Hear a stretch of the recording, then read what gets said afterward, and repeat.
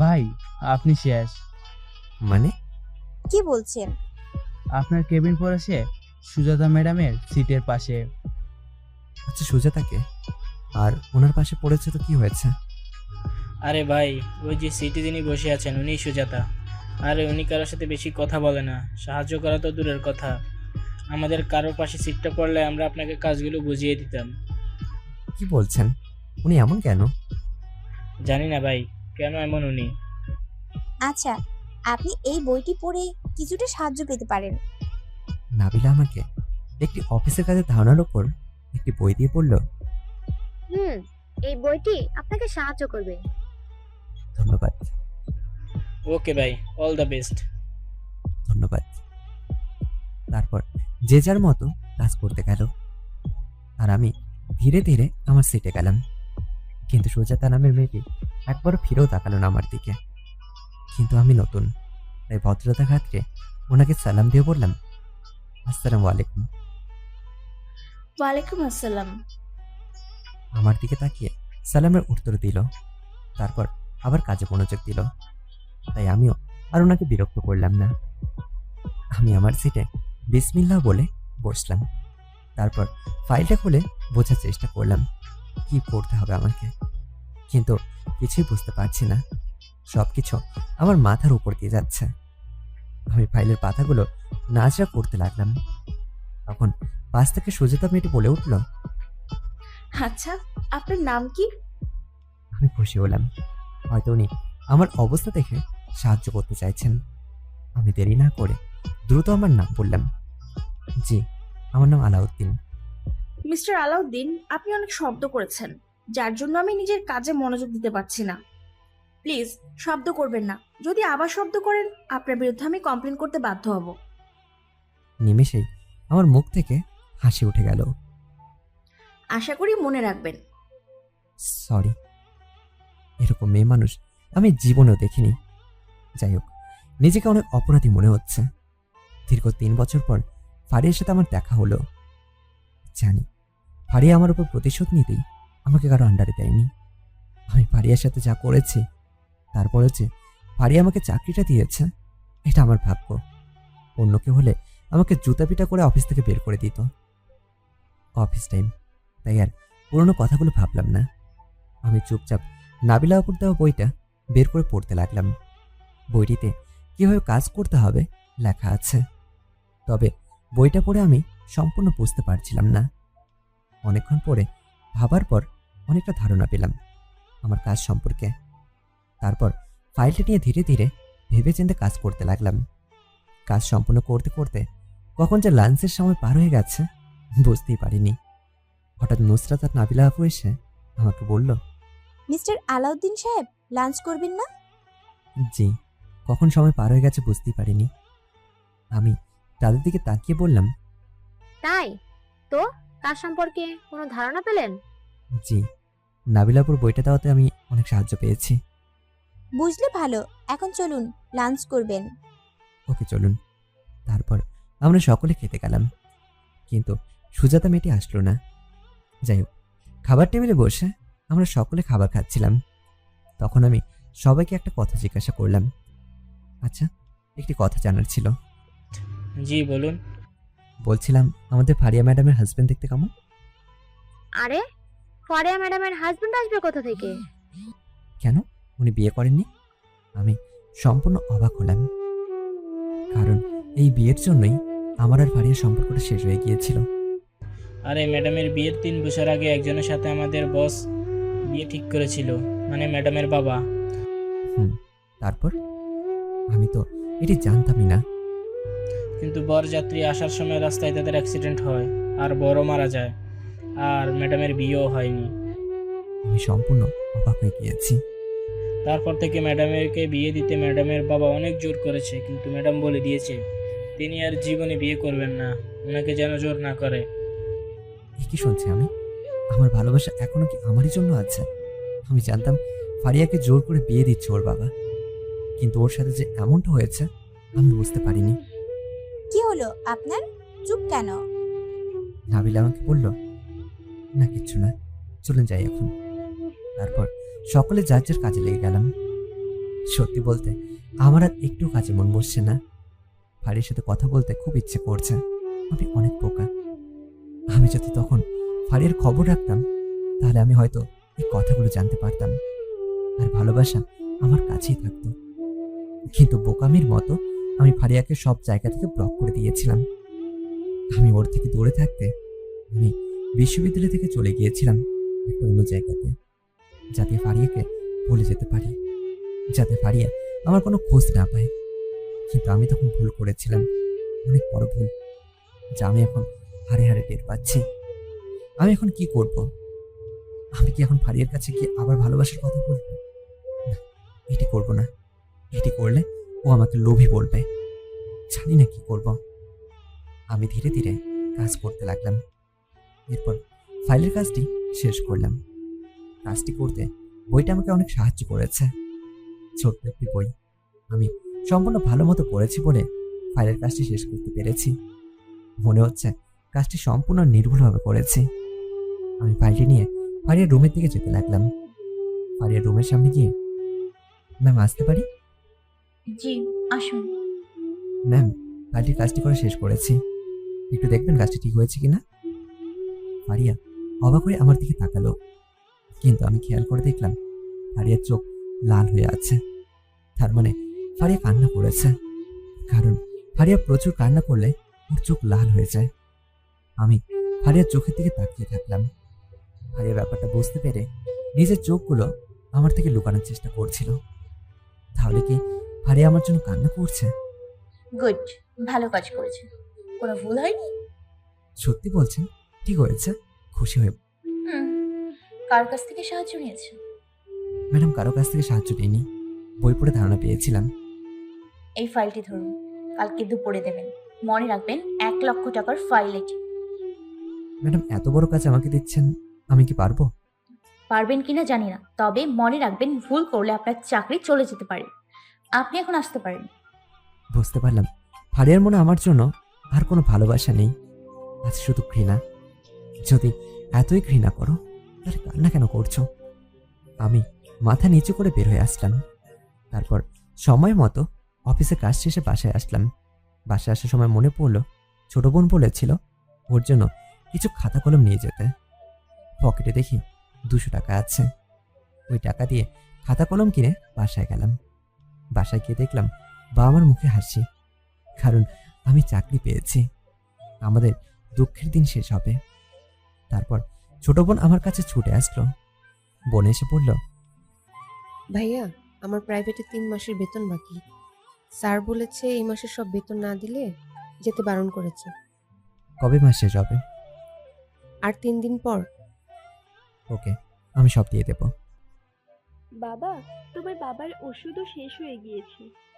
মা বাবার ওষুধের কথা বলল, কিন্তু নিজের ওষুধের কথা বলল না।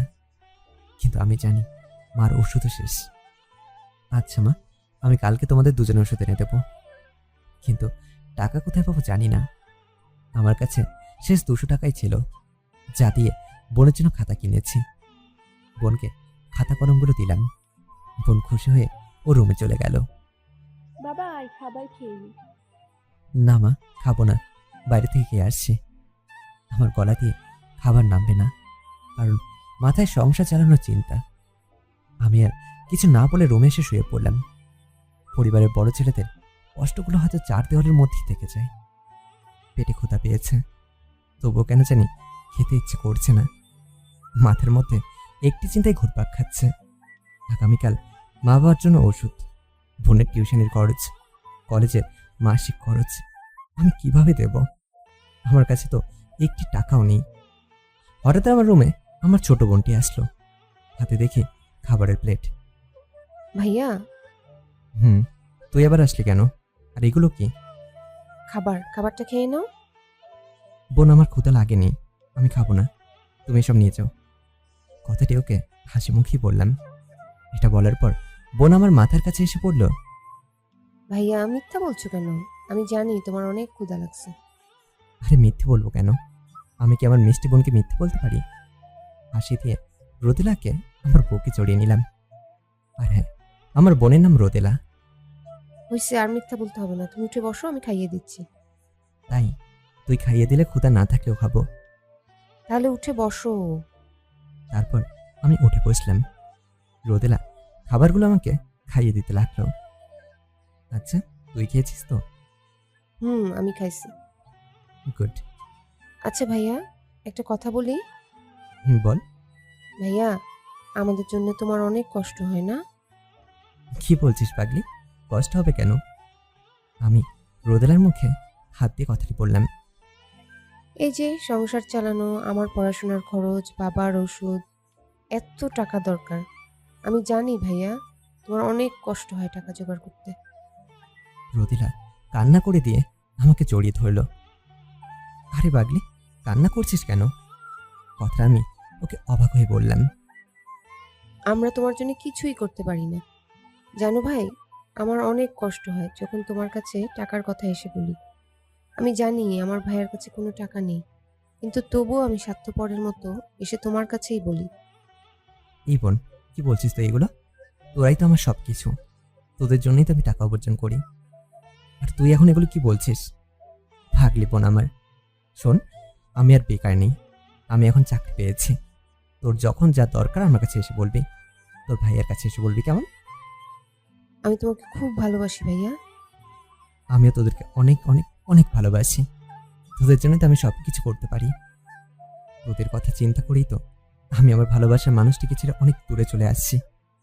তোদের জন্য আমি সব কিছু ছাড়তে পারি। কথাটা আমি মনে মনে বললাম। ভাইয়া, আমার একটা কথা রাখবে? অবশ্যই, বল পাগলি। তুমি বেতন পেলে প্রথমে বাড়িতে একটা টিন দিয়ে ঘেরা গোসলখানা দিবে। কেন রে? গোসলখানা দেবো কেন? কারণ পুকুরে গোসল করতে গেলে বখাটে ছেলেরা বাজে দৃষ্টিতে তাকিয়ে থাকে। বিশ্বাস করুন, বোনের মুখে এই কথাটি শোনার পর আমি কি বলবো বুঝতে পারছি না। নাকি আমার শরীরটা জ্বলছে। কে কেমন করে আমাকে বল তুই। ভাইয়া, তুমি রাগ করো না, ওরা খারাপ। যদি ওরা তোমার কিছু করে দেয়? আমার কিচ্ছু হবে না, তুই বল তোকে কে বিরক্ত করে। ভাইয়া প্লিজ, তুমি রাগ করো না। আমি আর পুকুরে যাই না, পাশের বাসায় গিয়ে গোসল করি। কিন্তু গোসল করতে গেলে ওনাদের মুখের দিকে তাকানো যায় না। প্লিজ ভাইয়া, তুমি রাগ করো না। দ্রুত বাড়িতে একটা কল বসাও আর টিন দিয়ে ঘেরা দিবা। আচ্ছা ঠিক আছে, তুই এখন যা, আর কোনো সমস্যা হলে আমাকে বলবি কিন্তু। আচ্ছা ভাইয়া, বলবো। তুমি ঘুমাও। তারপর রোদেলা ও রুমে চলে গেল। আজ আমি ঋণী তো আমার কাছে। আমি পৃথিবীতে এমন একটা ভাই, যে ভাই নিজের বোনের মুখে তাকে বিরক্তি করার কথা শুনেও কিচ্ছু করতে পারছি না। বোনের জন্য ভালো একটি গোসলখানা দিতে পারি না। ছি, আমি কিভাবে এই মুখ বোনকে দেখাবো? এসব কথা ভাবতে লাগলাম, আর নিজের অজান্তেই চোখের পাপড়ি পেয়ে তোপটা জল গড়িয়ে পড়ল। এতদিন যে চাপা কষ্টটা নিয়ে বেঁচেছিলাম, সেই কষ্টের মাত্রাটা আরো বেড়ে গেল 3 বছর পর ফারিয়াকে দেখার পর। বুক ফেটে কান্না আসছে, কিন্তু জোরে কান্না করতে পারবো না। পরিবারের বড় বেকার ছেলেদের জীবনটা মনে হয় এরকমই হয়। চাকরি না পেলে সমাজের অনেক মানুষের কাছে সমালোচনার মুখে পড়তে হয়, যেটা সম্মুখে আমি পড়েছি। পৃথিবীর প্রত্যেকটি বেকার ছেলে পড়েছে, কিন্তু প্রকৃত যুক্তিটা হলো সমাজের সকল সমালোচনা করতে পারে, কিন্তু সেই ছেলেটিকে একটু আশ্বাস দিতে জানে না তারা। কারণ একটু আশ্বাসে হয়তো সেই ছেলেটা আর বেকার নাও থাকতে পারে। আমরা শুধু পারি মানুষের ভুল ধরতে, শুধু পারি না তাদের ভুলটা শোধরানোর কোনো বুদ্ধি দিতে।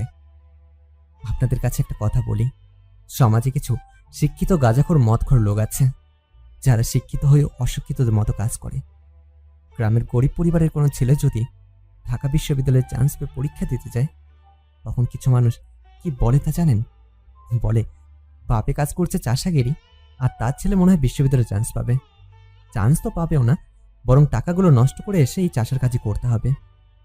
যদি এই কথাগুলো সেই ছেলেটি শুনতে পায়, তাহলে তার মনোবলটাই ভেঙে যায়, তার ইচ্ছেগুলো নিমেষেই শেষ হয়ে যায়। যদি তাদেরকে উৎসাহ দিতে না পারেন, তাহলে প্লিজ এসব কথা বলে তাদের স্বপ্নগুলোকে মেরে ফেলবেন না। যাই হোক, আজ আমার দু চোখে ঘুম নেই। ফারিয়াকে খুব মনে পড়ছে। আমার ফারিয়া এখনো আমারই রয়েছে, কিন্তু ওর কাছে যাওয়ার অধিকার আমি হারিয়ে ফেলেছি। ও এখন রাত্রের আকাশের চাঁদ, আর আমি হলাম পৃথিবীতে থাকা ছোট্ট একটি বস্তু, যে কিনা শুধু চাঁদের আলোতে নিজেকে আলোকিত করতে পারবে, চাঁদের কাছে কখনো যেতে পারবে না। আমি থাকতে না পেরে আমার আরেকটি নাম্বার দিয়ে ফারিয়া সেই নাম্বারটিতে ফোন দিলাম। প্রিয় মানুষের নাম্বারগুলো হয়তো কখনো ভোলা যায় না। ফারিয়ার ফোনে ফোন ঢুকেছে। এখন রাত 11টা বাজে। রিং হচ্ছে, কিন্তু ফোনটি ধরছে না। আমি আবার ফোন দিলাম, কিন্তু এবার ফোন ঢুকতেই ফোনটি রিসিভ করলো। হ্যালো, আসসালামু আলাইকুম। আমি চুপ করে থাকলাম। কি বলবো আমি ফোন দিয়েছি বুঝতে পারলে হয়তো আমাকে চাকরি থেকে বের করে দেবে। হ্যালো, কে বলছেন? আমি চুপ করেই আছি। 3 বছর আগে কত রাত জেগে ফারিয়ার সাথে কথা বলেছি। ঘুমাতে দিত না আমাকে, জোর করে জাগিয়ে রাখতো, আর সারা রাত কথা বলতো একাই। এটা আস্ত একটা পাগলি ছিল। আজব তো, ফোন দিয়ে কথা বলছেন না কেন? আমি কথা বলতে চাইলেও কথা কেন জানি না মুখ থেকে বের হতে চাচ্ছে না। ধুর। আমি চুপ করেই রয়েছি, কিন্তু এবার ফারিয়াও চুপ করে রইল। কি ব্যাপার, ফারিয়াকে বুঝে ফেললো নাকি আমি ফোন করেছি? ওপাশ থেকে কোনো সারা শব্দ নেই, কিন্তু লাইনটা কাটছে না। আমার সন্দেহ হয়ে গেল ফারিয়া হয়তো বুঝে ফেলেছে আমি কল করেছি। তাই আমি দ্রুত ফোনটা কেটে দিলাম।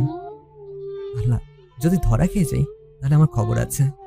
কিন্তু কিছুক্ষণ পর আমার ফোন বেজে উঠল। তাকিয়ে দেখি ফারিয়া ফোন করেছে। আমি দ্রুত ফোনটা কেটে দিলাম। আমি শিওর ফারিয়া মনে করেছে আমি ওকে ফোন করেছি। কেটে দেওয়ার পর ফারিয়া আবার ফোন দিল। এবার আমি ফোনটা বন্ধ করে রাখলাম। যদি কোনোভাবে ও বুঝে ফেলে আমি, তাহলে আমার কপালে নির্ঘাত দুঃখ আছে, সেটা আমি জানি। যাই হোক, তারপর আমি ঘুমিয়ে পড়লাম। সকালে ঘুম থেকে উঠে গোসল করে অফিসের জন্য বের হলাম। কিন্তু মাথায় আমার একটি চিন্তা, মা আবার ওষুধ, বোনের জন্য টাকা, এসব আমি কোথায় পাবো এখন আমি এতগুলো টাকা? এদিকে আবার আমি রাত্রি করে ঘুমিয়েছিলাম বলে সকালে উঠতে একটু দেরি হয়ে গিয়েছে। তাই অফিসে যেতে আধা ঘন্টা দেরি হয়ে গিয়েছে আমার। দেরি করতে চাইনি, তারপরেও দেরি হয়ে গেল। জানি না দেরি করেছে বলে আমার কিছু হয় নাকি। আমি অফিসে ঢুকলাম। ফারাদ ভাই আমাকে দেখে বলল, কি মিস্টার আলাউদ্দিন, দেরি হলো যে? ভাই ঘুম থেকে উঠতে একটু দেরি হয়ে গেল। দ্বিতীয় দিনেও দেরি? মনে হয় ঘুমিয়ে ঘুমিয়ে স্বপ্ন দেখতেছিলেন। হাসি উঠলো কথাটি শুনে। আমি লজ্জা পেয়ে আমার ছিটে যাচ্ছি। তখন পেছন থেকে পিয়ন চাচা ডাক দিয়ে বলল, স্যার, চাচা বলেন। আপনাকে ম্যাডাম তার রুমে যেতে বলেছে। কেন? দেরি করেছে বলে হয়তো কিছু বলবে। জানি না, আপনাকে দেখেছে। চাচা এই বলেই চলে গেল। আমি ম্যাডামের রুমে গেলাম। ম্যাম আসতে পারি? জি, আসুন। আমার দিকে তাকিয়ে বলল, ম্যাডাম আমাকে ডেকেছেন? ডাকলাম। দেরি করে অফিসে আসলেন কেন? সরি ম্যাডাম, দেরি হয়ে গেছে। আমি কথাটা একটু মাথাটা নিচু করেই পড়লাম। কেন দেরি করলেন? আপনার স্ত্রীকে আপনাকে ছাড়ছিল না? ম্যাডাম আপনি ভুল ভাবছেন, আমি বিয়ে করিনি। বিয়ে করেননি? ফারিয়া ভেবেছিল আমি হয়তো বিয়ে করেছি। না ম্যাডাম। তাহলে দেরি করলেন কেন? দেরি হয়েছে কারণ ঘুমটা একটু দেরিতে ভেঙেছে। ঘুমাবেন তো চাকরি করতে আসছেন কেন? যত সব। সরি ম্যাডাম, ভুল হয়ে গিয়েছে, আর দেরি হবে না। কথাটি আবারও মাথা নিচে করেই বললাম। শুনুন, আর একদিন দেরি করলে চাকরি থেকে বের করে দিব। আপনার চেহারা দেখার জন্য চাকরি দেইনি। ক্ষমা করে দিন ম্যাডাম, আর কখনো দেরি করব না। মনে থাকে যেন। থাকবে। ম্যাডাম এখন তাহলে আমি আসি, আপনার দেওয়া ফাইলের কাজটা আমাকে শেষ করতে হবে। আসুন। তারপর যখন বের হয়ে আসছে তখন ফারিয়া পেছন থেকে ডাকলো, শুনুন। জি ম্যাডাম। আমি পেছনে ফিরে তাকালাম। এদিকে আসুন। আপনার ফোনটা দিন। ফারিয়া হঠাৎ আমার ফোনটা চাইলো। আমি অবাক হয়ে তাকালাম। কি হলো, এভাবে তাকিয়ে আছেন কেন? ফোনটা দিন আপনার। কিন্তু ম্যাডাম কেন? মনে হয় কালকে রাত্রে আমি ফোন দিয়েছিলাম নাকি, সেটা চেক করবে। চেক করলে তো ধরা খেয়ে যাব, কারণ কল লিস্ট থেকে নাম্বারটা ডিলিট আমি করিনি। কেন করে যাবেন? এখন ফোন দিন। তারপর আমি বাধ্য হয়ে ফোনটি দিলাম। লক কি? ম্যাডাম জিজ্ঞেস করলো। আমি পাসওয়ার্ডটা বলার পর ফোনটি খুলে কল লিস্টে গেল। আমি ঝাপসা ঝাপসা দেখছিলাম। আমি তখন মাথা নিচু করে থাকলাম। কিছুক্ষণ পর ফারিয়া তার সিট থেকে উঠে আমার সামনে আসলো। আমি তাকে দেখলাম ফারিয়ার রাগে তার মুখটা লাল হয়ে গেছে। ম্যাডাম, আমি ভয়তে চুপ করে থাকলাম। আমাকে ফোন দিয়েছিলেন কেন? না মানে ম্যাডাম খুব জোরে আমাকে একটা থাপ্পড় মারলো। আমি গালে হাত দিয়ে মাথা নিচু করে দাঁড়িয়ে থাকলাম। তোর সাহস হলো কি করে আমাকে কল করার? আমি ভুল করে ফেলেছি, আমাকে ক্ষমা করে দিন প্লিজ। আমি মাথা নিচু করে কথাটা বললাম। ফারিয়া যে এতটা রেগে যাবে আমি ভাবতেও পারছি না। শোন, তোকে চাকরি দিয়েছি বলে মনে করবি না আমি পুরনো সব কিছু ভুলে গিয়েছি। তাই পরবর্তীতে আমার ফোনে আবার ফোন করলে তোকে চাকরি থেকে বের তো করবই, আর কে কী করবো জানি না। বুক ফেটে কান্না আসছে আমার, কিন্তু নিজেকে কন্ট্রোল রাখলাম। আমাকে মাফ করে দিন ম্যাডাম, জীবনের কখনো আপনাকে ফোন দেবো না। এই, তুই যা তো আমার চোখের সামনে থেকে, আর 12টার পর ফাইল নিয়ে আসবি। আচ্ছা ম্যাডাম। আমি আর কিছু না বলে নিজেকে ঠিক করলাম, যাতে বাইরের কেউ কিছু বুঝতে না পারে যে আমার সাথে কি হয়েছে। আমি বাইরে এসে কারোর সাথে কোনো প্রকার কথা বললাম না, কিন্তু নাবিলার নোসরা ম্যাডামকে দেখলাম বাইরে দাঁড়িয়ে আছে। ওনারা আমাকে দেখে আমার কাছে আসলেন। কি ব্যাপার, ভিতরে এতক্ষণ কি করলেন? কই কিছু করিনি তো, ম্যাডাম আমাকে একটা কাজ সম্পর্কে কিছু ধারণা দিল। আমি কথাটি একটু স্বাভাবিকভাবেই বললাম। আপনি মিথ্যা বলছেন। আমি স্পষ্ট ফারিয়া ম্যাডামের জোরে কথা বলার শব্দ পাইছি। ম্যাডাম আপনার সাথে অনেক খারাপভাবে কথা বলছে। আরে না, মিথ্যে বলছি না। খারাপভাবে কথা বলবে কেন? যদি ভিতরে কোনো কিছু না হয়ে থাকে তাহলে আপনার মুখে 5 আঙ্গুলের দাগ হয়ে আছে, ওটি কিসের? ফারুদার ফেরদৌস ভাই এসে বলল, যাদের সাথে আমি কাজ করি তাদের সাথে আর লজ্জা বলতে কিছু থাকলো না। আমি আর কিছু না বলে চুপ করে মাথা নিচু করে থাকলাম, কারণ অযথা মিথ্যে কথা বলে লাভ নেই, কারণ তারা সব বাইরে থেকে শুনতে পেয়েছে। আমি বুঝি না, ম্যাডাম তো এমন না, অনেক ভালো মনের মানুষ, তাহলে আপনার সাথে এমন করে কেন? আমার মনে হয় কোনো কিছুর জন্য ম্যাডাম ওনার উপর রেগে আছে। কি ব্যাপার, আপনি চুপ কেন? বলুন, ম্যাডাম কেন আপনার সাথে এত খারাপ ব্যবহার করে? শুনতে চান আপনারা? আমি তাদের দিকে তাকিয়ে বললাম, বলুন। বলবো, তবে এখন না, ব্রেক টাইমে বলবো। এখন আমাকে ম্যাডামের দেওয়া ফাইলটা তৈরি করতে হবে। এই বলে সোজা আমি আমার সিটে চলে আসলাম, কিন্তু পেছন থেকে ওনারা আমাকে ডাকতে লাগলেন। আমি কিছু না শুনে চলেই আসলাম। আমার সিটে এসে চুপচাপ ফারিয়ে দেওয়ার ফাইলটা বের করলাম। ফাইলের দিকে তাকিয়ে দেখি কোনো কাজই করিনি। করবো কিভাবে? আমি তো কোনো কাজই পারি না, কীভাবে কী করতে হয় কিছুই তো জানি না। আমি বোকার মতো ফাইলটা ঘাটাঘাটি করছিলাম, কখন যে মনের মধ্যে আটকে থাকা কষ্টে নিজের চোখে পানি এসে ভরে গিয়েছে তা বুঝতে পারিনি। চোখের পানি নিজের অজান্তেই আমার গাল বেয়ে পড়তে লাগলো। চোখের পানি মোছার সময় আমি পাশে সিটে আর চোখে তাকিয়ে দেখি সুজাতা নামে মেয়েটি আমার দিকে অবাক চোখে তাকিয়ে আছে। আমি দ্রুত নিজের চোখের পানিগুলো মুছে নিজেকে আড়াল করলাম সুজাতা ম্যাডামের কাছ থেকে। এরপর ফাইলের কাজটি নিয়ে ভাবতে ভাবতে কখন যে 12টা বেজে গিয়েছে বুঝতে পারিনি। আজকে আবার অফিসের বস মানে ফারিয়ার বাবা করিম চৌধুরী উনি অফিসে আসবেন, কারণ আমার কাছে দেওয়া ফাইলটি নিয়ে কোথায় যেন যাবেন, হয়তো কোনো মিটিং আছে। কিন্তু ফাইলের কোনো কাজই তো আমি শেষ করতে পারিনি। 12:30 বাজে। ফারিয়া ম্যাডাম অনেকক্ষণ আগে ফাইল দিয়ে যেতে বলেছে। আমি চাইনি, কীভাবে যাব? কোনো কাজই তো আমি করতে পারিনি। জানি না এখন আমার কপালে কি আছে, এভাবে কি কাজ করা যায়?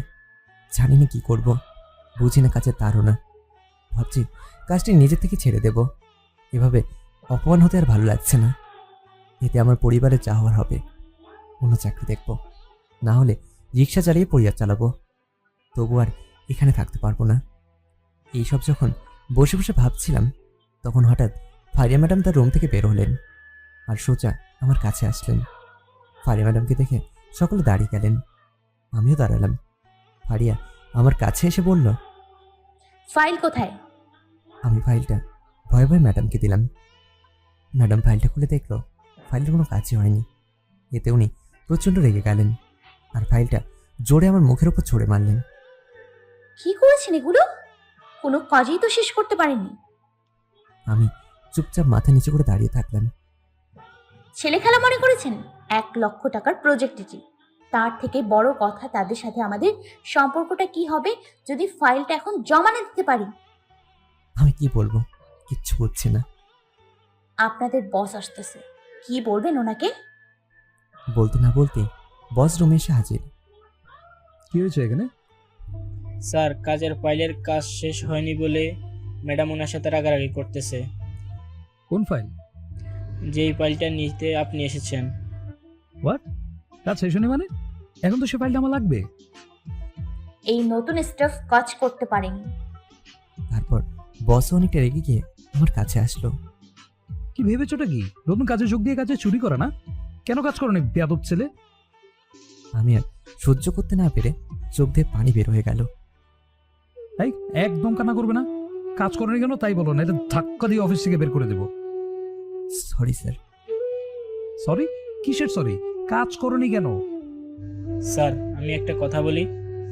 তুমি কি বলবে? স্যার, উনি কিভাবে কাজ করবে? ওনার তো কাজ সম্পর্কে কোনো ধারণাই নেই। ফারিয়া তার রূপুসকে ফারাদ ভাইয়ের দিকে তাকালো। মানে কাজ সম্পর্কে কোনো ধারণা নেই মানে?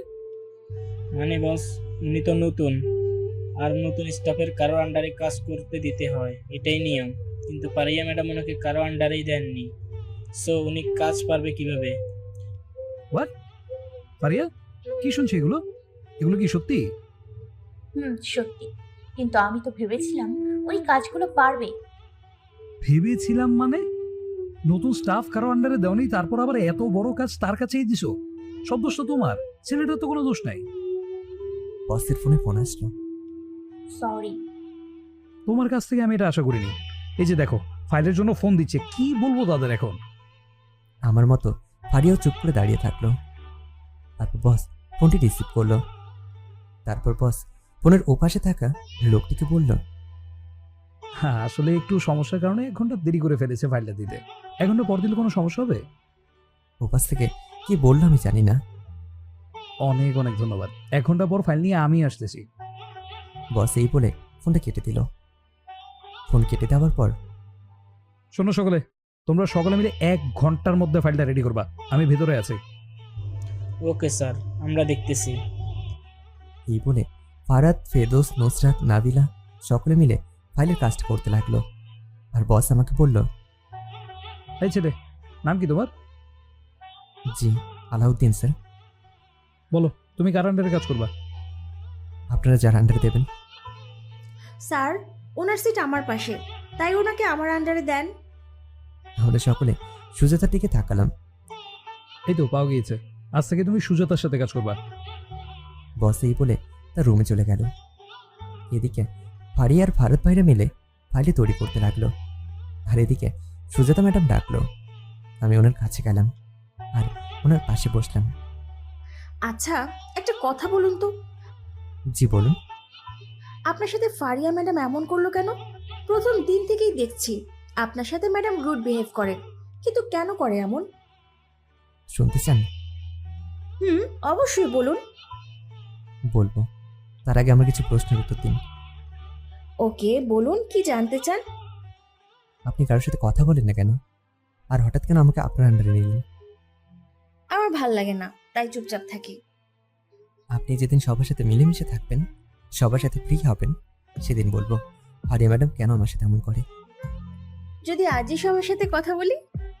তাহলে কালকে বলবো। কেন কেন? তা হবে কেন? আমি খেয়াল করলাম ফারিয়া আর চোখে আমার দিকে তাকিয়ে আছে, দেখছে আমরা কি করছি। কারণ একটু পর আমাকে বাসায় যেতে হবে। বাসায় অসুস্থ বাবা মা, তাদের জন্য ওষুধ আনতে হবে। সকালে ওষুধ শেষ হয়েছে। দুপুরে যা, তুই গেলেই বুঝবি। রোদেলার কিছু না বলে বইগুলো ওখানেই রেখে দ্রুত আমার কাছে আসলো। ভাইয়া, তুমি মানে আমার জন্য অপেক্ষা করতেছো? করছি তো, কিন্তু আমার বোনের তো কোনো খবরই নেই। কিন্তু কেন ভাইয়া, কিছু বলবে? বলবো না, তবে তোর জন্য একটা সারপ্রাইজ আছে। কি সারপ্রাইজ? সারপ্রাইজ। কি সারপ্রাইজ বলো আমাকে। বলবো, তবে তার আগে তোকে চোখ বন্ধ করতে হবে। ওকে, এই যে করলাম, এখন বলো। তোর সইছে না বলে বোন আমার দ্রুত চোখ বন্ধ করে ফেললো। আমি যতক্ষণ না বলবো তুই কিন্তু চোখ খুলবি না। এই বলে চুড়িগুলো আস্তে করে হাতে নিলাম। আচ্ছা তুমি তাড়াতাড়ি করো ভাইয়া। আমি চুড়িগুলো রোদেলার মুখের সামনে এনে চুড়ির ঝুমুর ঝুমুর শব্দ করতে লাগলাম। চুড়ির শব্দ শুনে তখনই রোদেলা তার চোখ খুলে ফেললো। আর চুড়িগুলো দেখে আমার বোন আমাকে বলল, ও মা, লাল চুড়ি, তোর জন্য। কি সুন্দর চুড়িগুলো। বোন চুড়িগুলো ওর হাতে নিয়ে বলল, লাভ ইউ ভাইয়া। এই বলে ও আমাকে জড়িয়ে ধরে বলল, পাগড়ি নে, চুড়িগুলো এখন পরতো, দেখি কেমন লাগে আমার বোনকে। তারপর রোদেলা চুড়িগুলো পরলো। ভাইয়া কেমন লাগছে আমাকে? খুব সুন্দর মানিয়েছে তোর হাতে। দেখতে হবে না হাতটা কার বোনের? তাই না? দুষ্টুমি অনেক হয়েছে। শোন, তোর সব বেতন পরিশোধ করে দিয়েছি। সত্যি বলছো ভাইয়া? রে পাগলি, সত্যি বলছি। শোন, তোকে কিন্তু ভালো রেজাল্ট করতে হবে। অবশ্য বোন আমার সর্বদা ভালো রেজাল্টই করে। ভাইয়া অবশ্যই ভালো রেজাল্ট করব। যা, এখন ফ্রেশ হয়ে নে, দুজনে একসাথে খাবার খাবো। তুমি এখনো খাওনি? না, আমার লক্ষ্মী বোনের জন্য অপেক্ষা করছিলাম। এই জন্যই তোমাকে আমি এত ভালোবাসি। আচ্ছা ভাইয়া, তুমি আমাকে 5 মিনিট দাও, আমি 10 মিনিটে আসতেছি। এই বলে বোন চলে গেল। বোন দেখি আমার চরম দুষ্ট হয়ে গিয়েছে।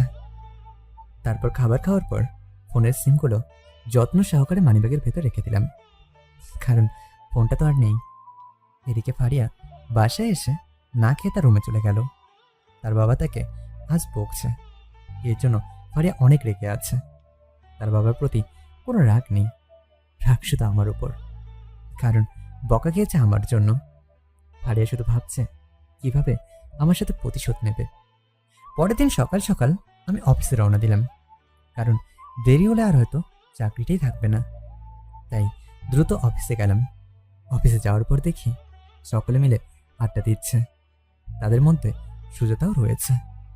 কিন্তু সকলে কাজ বাদ দিয়ে কেন আড্ডা দিচ্ছে সেটা বুঝতে পারছি না। যাই হোক, আমি তাদের সামনে গেলাম। এই তো এসে গেছে মিস্টার আলাউদ্দিন। হাই, সকলে কেমন আছো? এই তো ভালো, তুমি? আমিও ভালো, কিন্তু কথা হচ্ছে সকলে কাজ বাদ দিয়ে আড্ডা দিচ্ছেন কেন? আড্ডা দিচ্ছি কারণ ম্যাডাম এখনো আসেনি। ও, কেন আসেনি? কেন আসেনি জানি না। ভাই, এইসব বাদ দিয়ে আপনি ফারিয়া ম্যাডাম আর আপনার কাহিনী কি সেটা বলেন। ঠিক, সেটি বলেন। না, এখন না, এখনো সময় হয়নি। এই যে মিস্টার, এটা কিন্তু ঠিক না। আপনি কালকে আমাকে বলছেন, আপনি বলবেন আজ। আমাদেরকেও বলেছিল বলবে। সরি, একটু মিথ্যে বলেছি সবাইকে, তবে এটি সত্য, একদিন আপনাদের সবাইকে বলবো। এটি কিন্তু ঠিক করছেন না। আরে বাদ দিন, বলবো বলছি তো, একদিন বললেই তো হলো। এখন চলুন জাজেস সিটে যাই, ম্যাডাম যখন তখন আসতে পারে। এরকম গোল মিটিং করতেছি দেখলে খবর আছে কিন্তু আমাদের। ঠিক বলছেন, চলেন যার যার সিটে যাই। তারপর আমরা সবাই জাজেস সিটে গিয়ে বসলাম। আমি সুজাতার পাশে বসে কাজ করতেছিলাম। আচ্ছা, ম্যাডামের সাথে আপনার কাহিনী কি বললেন না কেন? আরে বাদ দিন, বলবো সময় মতো। আপনি আমাকে একটা কথা বলেন তো। কি কথা? আপনি কি প্রেমে ছ্যাঁকা খেয়েছিলেন, যার জন্য একা একা চুপচাপ বসে থাকেন? প্রেম কি তাই বুঝলাম না, আবার ছ্যাঁকা মানে কি? আপনি বলতে চাচ্ছেন আপনি কখনো প্রেমই করেননি? না, করিনি। আমি ঘাড় ব্যাকা করে সুজাতার মুখের দিকে তাকালাম। ঠিক তখনই ফারিয়া অফিসে ঢুকলো আর আমাদের দিকে তাকালো। কি ব্যাপার, এভাবে তাকিয়ে আছেন কেন?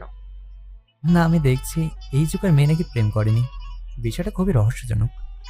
আমি কথাটি ফারিয়ার দিকে তাকিয়ে বললাম, জি, আমাকে দেখুন, আমি সিঙ্গেল। বিশ্বাস হচ্ছে না। আমি তো ভাবতাম শুধু ফেসবুক ব্যবহারকারী মেয়েরাই সিঙ্গেল, কারণ তাদের বয়ফ্রেন্ড নেই বলে তারা ফেসবুকে বয়ফ্রেন্ড খুঁজতে আসে। আপনার কি ফেসবুক আইডি আছে নাকি? আমাদের হাসাহাসি দেখে রাগে ফুলতে ফুলতে ফারিয়া তার রুমে গেল। ফারিয়া রুমে গিয়ে তাকে ফুলতে লাগলো আর ভাবতে লাগলো আমাকে কিভাবে শায়েস্তা করবে। সত্যি বলতে ফারিয়ার মনে আমার জন্য একটু ভালোবাসা নেই, আছে শুধু ঘৃণা। ভালোবাসাটা জন্মাবে, তবে সেটি অনেক দেরিতে। এদিকে না, আমার কোনো আইডি নেই, তবে হ্যাঁ, মেয়েদের সম্পর্কে এমন ধারণা ঠিক না। আরে মজা করলাম। আমি নারী জাতিকে অনেক মর্যাদা করি, কারণ তারা মায়ের জাত। ধন্যবাদ।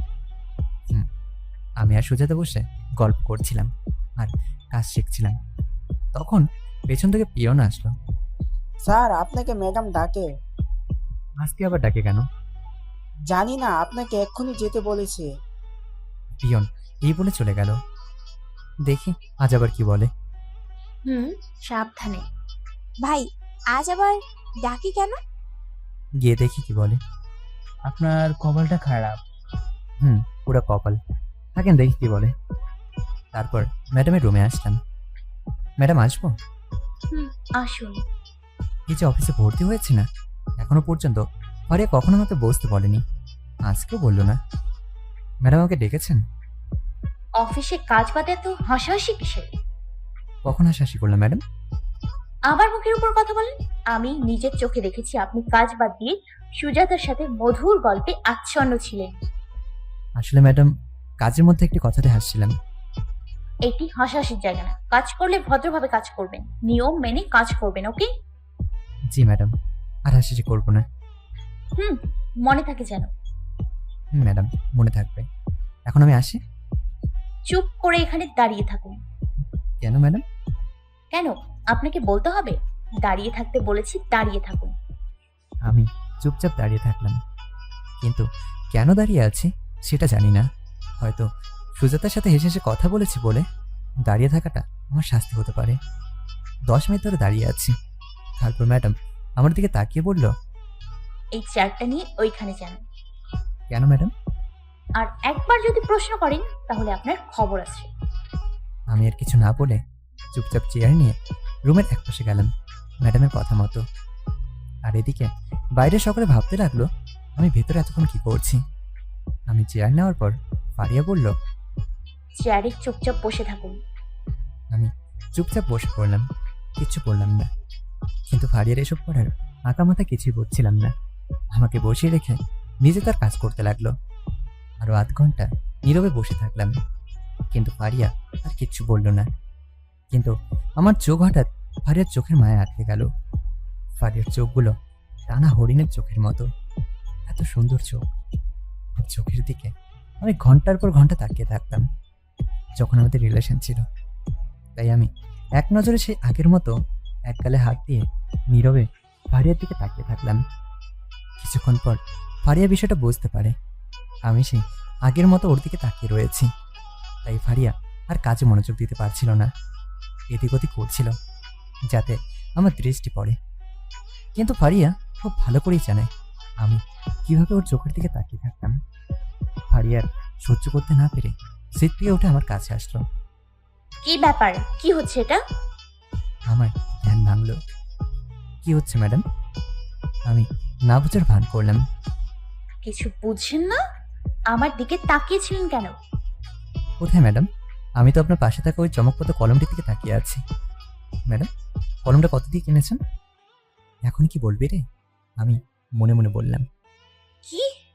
তুই কলমের দিকে তাকিয়েছিলি? আপনার দিকে তাকাবো কেন? কোন দুঃখে তাকাবো? কেমন লাগে দেখ এবার। জান, আপনি আমার সামনে থেকে। আমি এই কথাটা শোনার জন্য অপেক্ষা করছিলাম। শোনা মাত্রই আমি দ্রুত রুম থেকে বেরোয় আসলাম। আমার দ্রুত বেরিয়ে যাওয়া দেখে ফারিয়া অবাক চোখে তাকিয়ে আছে।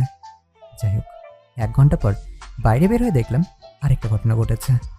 সব স্টাফ বাইরে দাঁড়িয়ে আছে, আর আমাকে দেখে সকলে আমার কাছে আসলো আর খুব কাছ থেকে আমাকে দেখতে লাগলো। লে হালুয়া, ভেতরে ছিলাম এক বিপদ, বাইরে আবার এক ঝামেলা। ফারাদ, ফেরদৌস ভাই, কি হচ্ছে এগুলো? না, দেখতেছি আজকে কোথায় কোথায় থাপ্পড়ের দাগ রয়েছে। এই 1 ঘন্টা ধরে ভিতরে কি করলেন বলেন তো? আরে কিছু না, ম্যাডাম শুধু আমাকে ভিতরে বসিয়ে রেখেছিল। শুধুই কি বসিয়ে রেখেছে নাকি অন্য কিছুও করছে? আরে কি বলছেন এগুলো? কি হচ্ছে এখানে? হঠাৎ ফারিয়া রুম থেকে বাইরে এসে বলল। ফারিয়া দেখলো সকলে আমাকে ঘিরে দাঁড়িয়ে আছে। কি হলো বলুন, সকালে এখানে কি করছেন? না ম্যাডাম, কিছু না, এই একটু কথা বলতেছিলাম। ম্যাডাম। ফারিয়া আমার দিকে কেমন যেন চোখ করে তাকালো, তারপর বলল, ও আচ্ছা, আপনারা শুনুন, কালকে আমাদের সকলের কুয়াকাটা যেতে হবে অফিসের কাজে প্লাস ভ্রমণ, 10 দিনের সফর। তাই সকলেই প্রয়োজনীয় জিনিসপত্র নিয়ে আসবেন। আচ্ছা ম্যাডাম, হঠাৎ ভ্রমণ, অফিসের কাজ আবার কুয়াকাটা, বিষয়টা আমার কেমন যে লাগলো আমার কাছে। কালকে সকাল 10টার মধ্যে সকলেই চলে আসবেন। তবে এই ভ্রমণে অফিস স্টাফ বাদে বাইরের কেউ অ্যালাউ না। এই বলে ফারিয়া তার রুমে চলে গেল। আর এদিকে সকলে তো খুব খুশি, কারণ ভ্রমণে যাবে, তাও আবার অফিসে খরচে। আমি অনেক খুশি হলাম। তবে ছোট বোনকে নিয়ে যেতে পারলে খুব ভালো হতো, কিন্তু বাইরে কেউ অ্যালাউ করতো না। যাই হোক, বোনকে বলবো নি অফিসের কাছে বাইরে যাব, ভ্রমণের কথা শুনলে সে মন খারাপ করবে।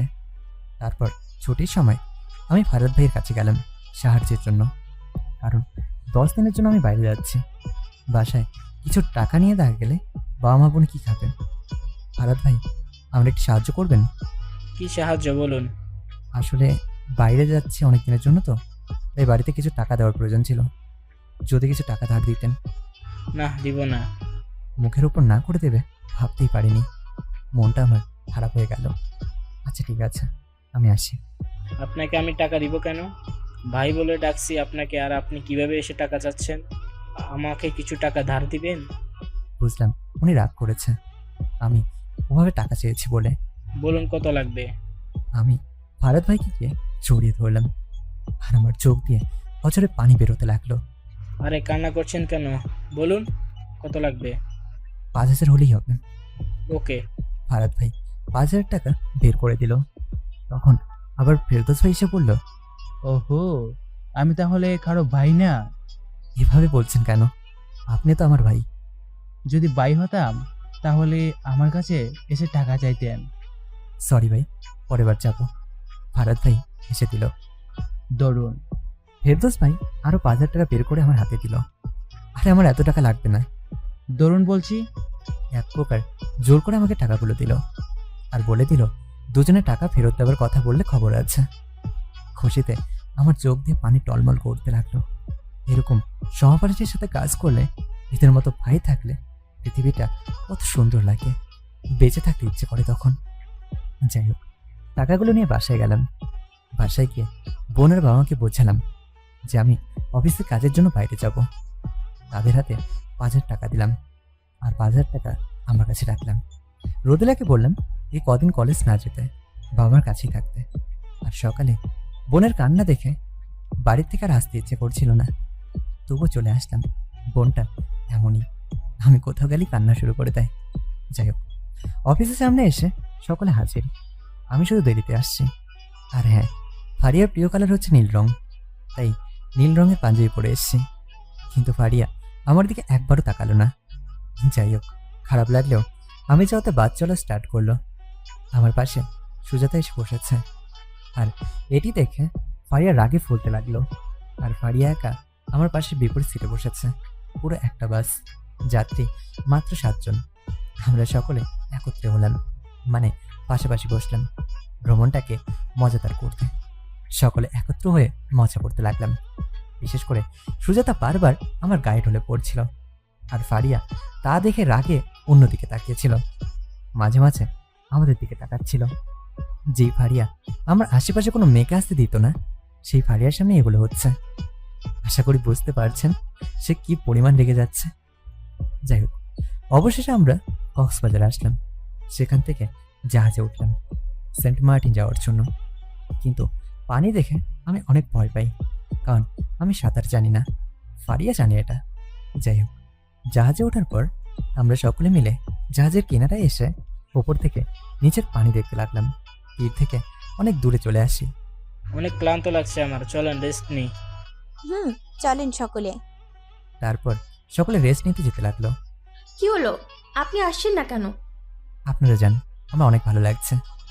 সত্যি আমার অনেক ভালো লাগছিল। আচ্ছা থাকেন, আমরা গেলাম। আমি জাহাজে কিনারে দাঁড়িয়ে দৃশ্য দেখতে থাকি। আমার পেছনে একটু দূরে ফারিয়া দাঁড়িয়েছিল।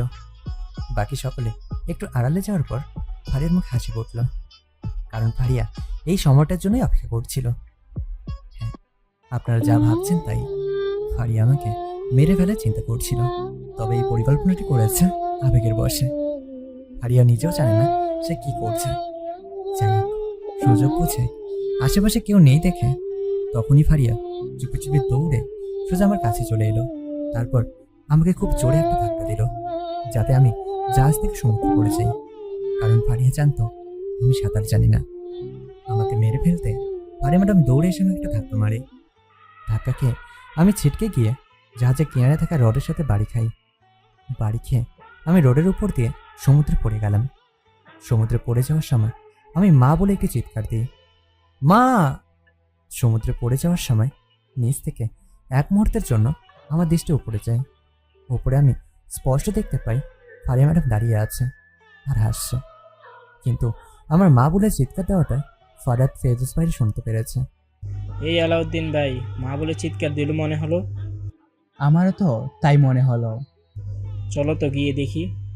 তারপর ফারহাদ আর ফেরদৌস ভাই দৌড়ে আসতে লাগলো। আমার চিৎকারটা জাহাজের অন্য সকলের কানে পৌঁছেছে। এদিকে আমি ওপরে ফারিয়াকে দেখতে থাকা অবস্থায় পানিতে পড়লাম। পানিতে পড়ার পর আমি শত চেষ্টা করছিলাম ওপরে ভেসে থাকতে, কিন্তু পারছিলাম না। গভীর পানি, একটি বাচ্চা শিশুর মতো আমি হাঁপুডুবু খাচ্ছিলাম। আমার বাবাটি নাড়াতে পারছি না। উপরে রডের সাথে বাড়ি খেয়ে পা অবশ হয়ে গিয়েছে।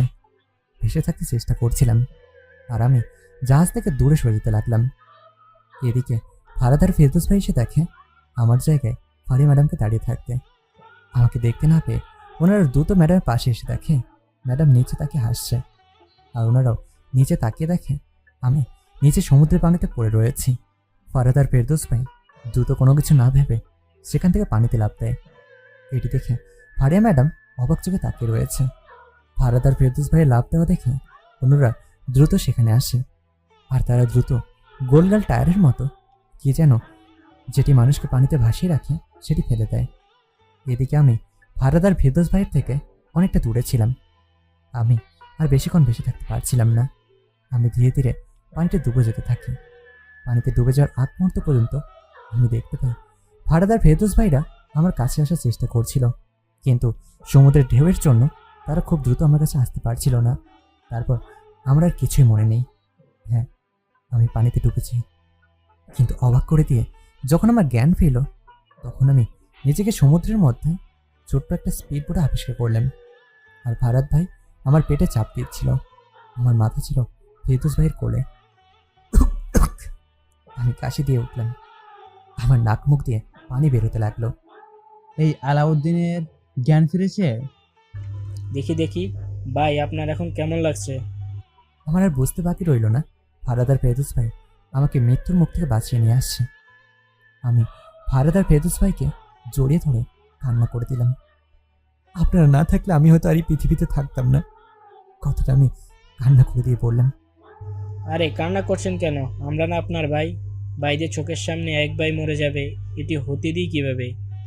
আমি জড়িয়ে ধরে কান্না করতে লাগলাম। আরে এখন আর কান্না করতে হবে না। আল্লাহর কাছে শুক্রিয়া যে আপনার কিছু হয়নি। আপনাদের মতো ভাই থাকলে আমার কিচ্ছু হবে না। ঠিক বলেছেন, আপনি অনেক ভাগ্যবান। কারণ উত্তাল সমুদ্রে ঝাঁপ দিয়েছে ওনারা আপনাকে বাঁচানোর জন্য। আমরা দূর থেকে সব দেখেছি। আপনাদের অনেক ধন্যবাদ ভাই। আপনারা না আসলে ওনাকে নিয়ে তো জাহাজে ওটা পসিবলই ছিল না। আরে এটা আমাদের কর্তব্য ছিল। আপনাদের সবাইকে ধন্যবাদ দিয়ে ছোট করতে চাই না, তবে এই জীবনে আমি আপনাদের কাউকে কখনো বলবো না। আপনাদের ঋণ আমি এই জীবন দিয়েও শোধ করতে পারবো না। আপনাকে ঋণ শোধ করতে হবে না, খালি বেশি কথা বলে। এখন বলেন, জাহাজ থেকে পড়লেন কিভাবে? এটি তুই জিজ্ঞেস করেছিস কিভাবে পড়েছে? মানে ফারিয়া ম্যাডাম ধাক্কা দিয়ে ফেলেছেন। দেখলি না কিভাবে হাসতেছিল ওনাকে ফেলে দেওয়ার পর? ঠিক বলছি। চলো জাহাজে, ফারিয়াকে দেখে নিচ্ছি। না, আপনার প্লিজ কেউ কাউকে কিচ্ছু বলবেন না যে আমাকে ফারিয়া ম্যাডাম ধাক্কা দিয়ে ফেলেছে। কেন বলবো না? না বলবেন না। কেন বলবেন না সব আমি পরে বলবো। সবার সামনে যা বলার আমি বলবো। আপনি এমন কেন বুঝি না, সব কিছু নীরবে সহ্য করেন কেন? সব বলবো আপনাদের। আপনারা শুধু বলুন আপনার কাউকে কিচ্ছু বলবেন না। আচ্ছা বলবো না, তবে কারণ আমাদেরকে বলতে হবে। আচ্ছা বলবো। তারপর আমরা আবার জাহাজে উঠি। জাহাজের গায়ে ঝুলে থাকা সিঁড়ি পেয়ে আমার উঠতে খুব কষ্ট হচ্ছিল, কারণ বা পাটা বোধহয় মস্কে গিয়েছে আমার। জাহাজে ওঠার পর সকলে আমাকে ঘিরে দাঁড়ালো। সবার মুখে একটাই কথা, আমি কিভাবে পড়ে গেলাম। আমি ফারিয়ার দিকে তাকাচ্ছিলাম, কিন্তু ফারিয়া আমার চোখের দিকে তাকাচ্ছিল না। ফারিয়া অপেক্ষা করছিল আমি আমি কি বলি তা শোনার জন্য। কিভাবে আমি পড়েছি তা শোনার জন্য ফারিয়া অপেক্ষা করছে। আমি যদি সত্যি কথাটা বলে দিই তাহলে ফারিয়া কি করবে সেটা বুঝতে পারছি না। আমি তখন সবার একটি প্রশ্নের উত্তর দিলাম। আমি জাহাজের আর কিনারে যাওয়ার জন্য পা বাড়ালে সামনে থেকে পানিতে আমার পা পড়ে যায়, আর আমি পা পিছলে পড়ে যাই জাহাজ থেকে। আমি কথাগুলো ফারিয়ার দিকে তাকিয়ে পড়লাম। কথাটা শুনে ফারিয়া আমার দিকে তাকালো। একটু দেখে পা বাড়াবেন না। যদি আজ আপনার কিছু হয়ে যেত তাহলে আপনার বাবা মাকে আমরা কি জবাব দিতাম? ফারাদ আর ফেরদৌস ভাই থাকতে আমার কিচ্ছু হবে না। আমি ফারাদ আর ফেরদৌস ভাই দিকে তাকিয়ে কথাগুলো বললাম। ফারিয়া কিচ্ছু না বলে ও আড়ালে চলে গেল। হয়েছে, এখন বিশ্রাম নিন। নুসরাত, ওনার বাপায়ে তেল মালিশ করে দাও, পাটা মনে হয় মস্কে গেছে। অবশ্যই। তারপর সকলে মিলে আমার সেবা যত্ন করতে লাগলো, কিন্তু কেউ আমার ভেতরে জ্বলতে থাকা আগুনের পাহাড় দেখতে পেল না, কারণ আমাকে মারতে চেয়েছিল। একটা সময় যে আমাকে প্রচণ্ড ভালোবাসতো, আমার সামান্য কেটে গেলে যে মেয়ে অস্থির হয়ে যেত, সে আজ আমাকে মারতে চেয়েছে।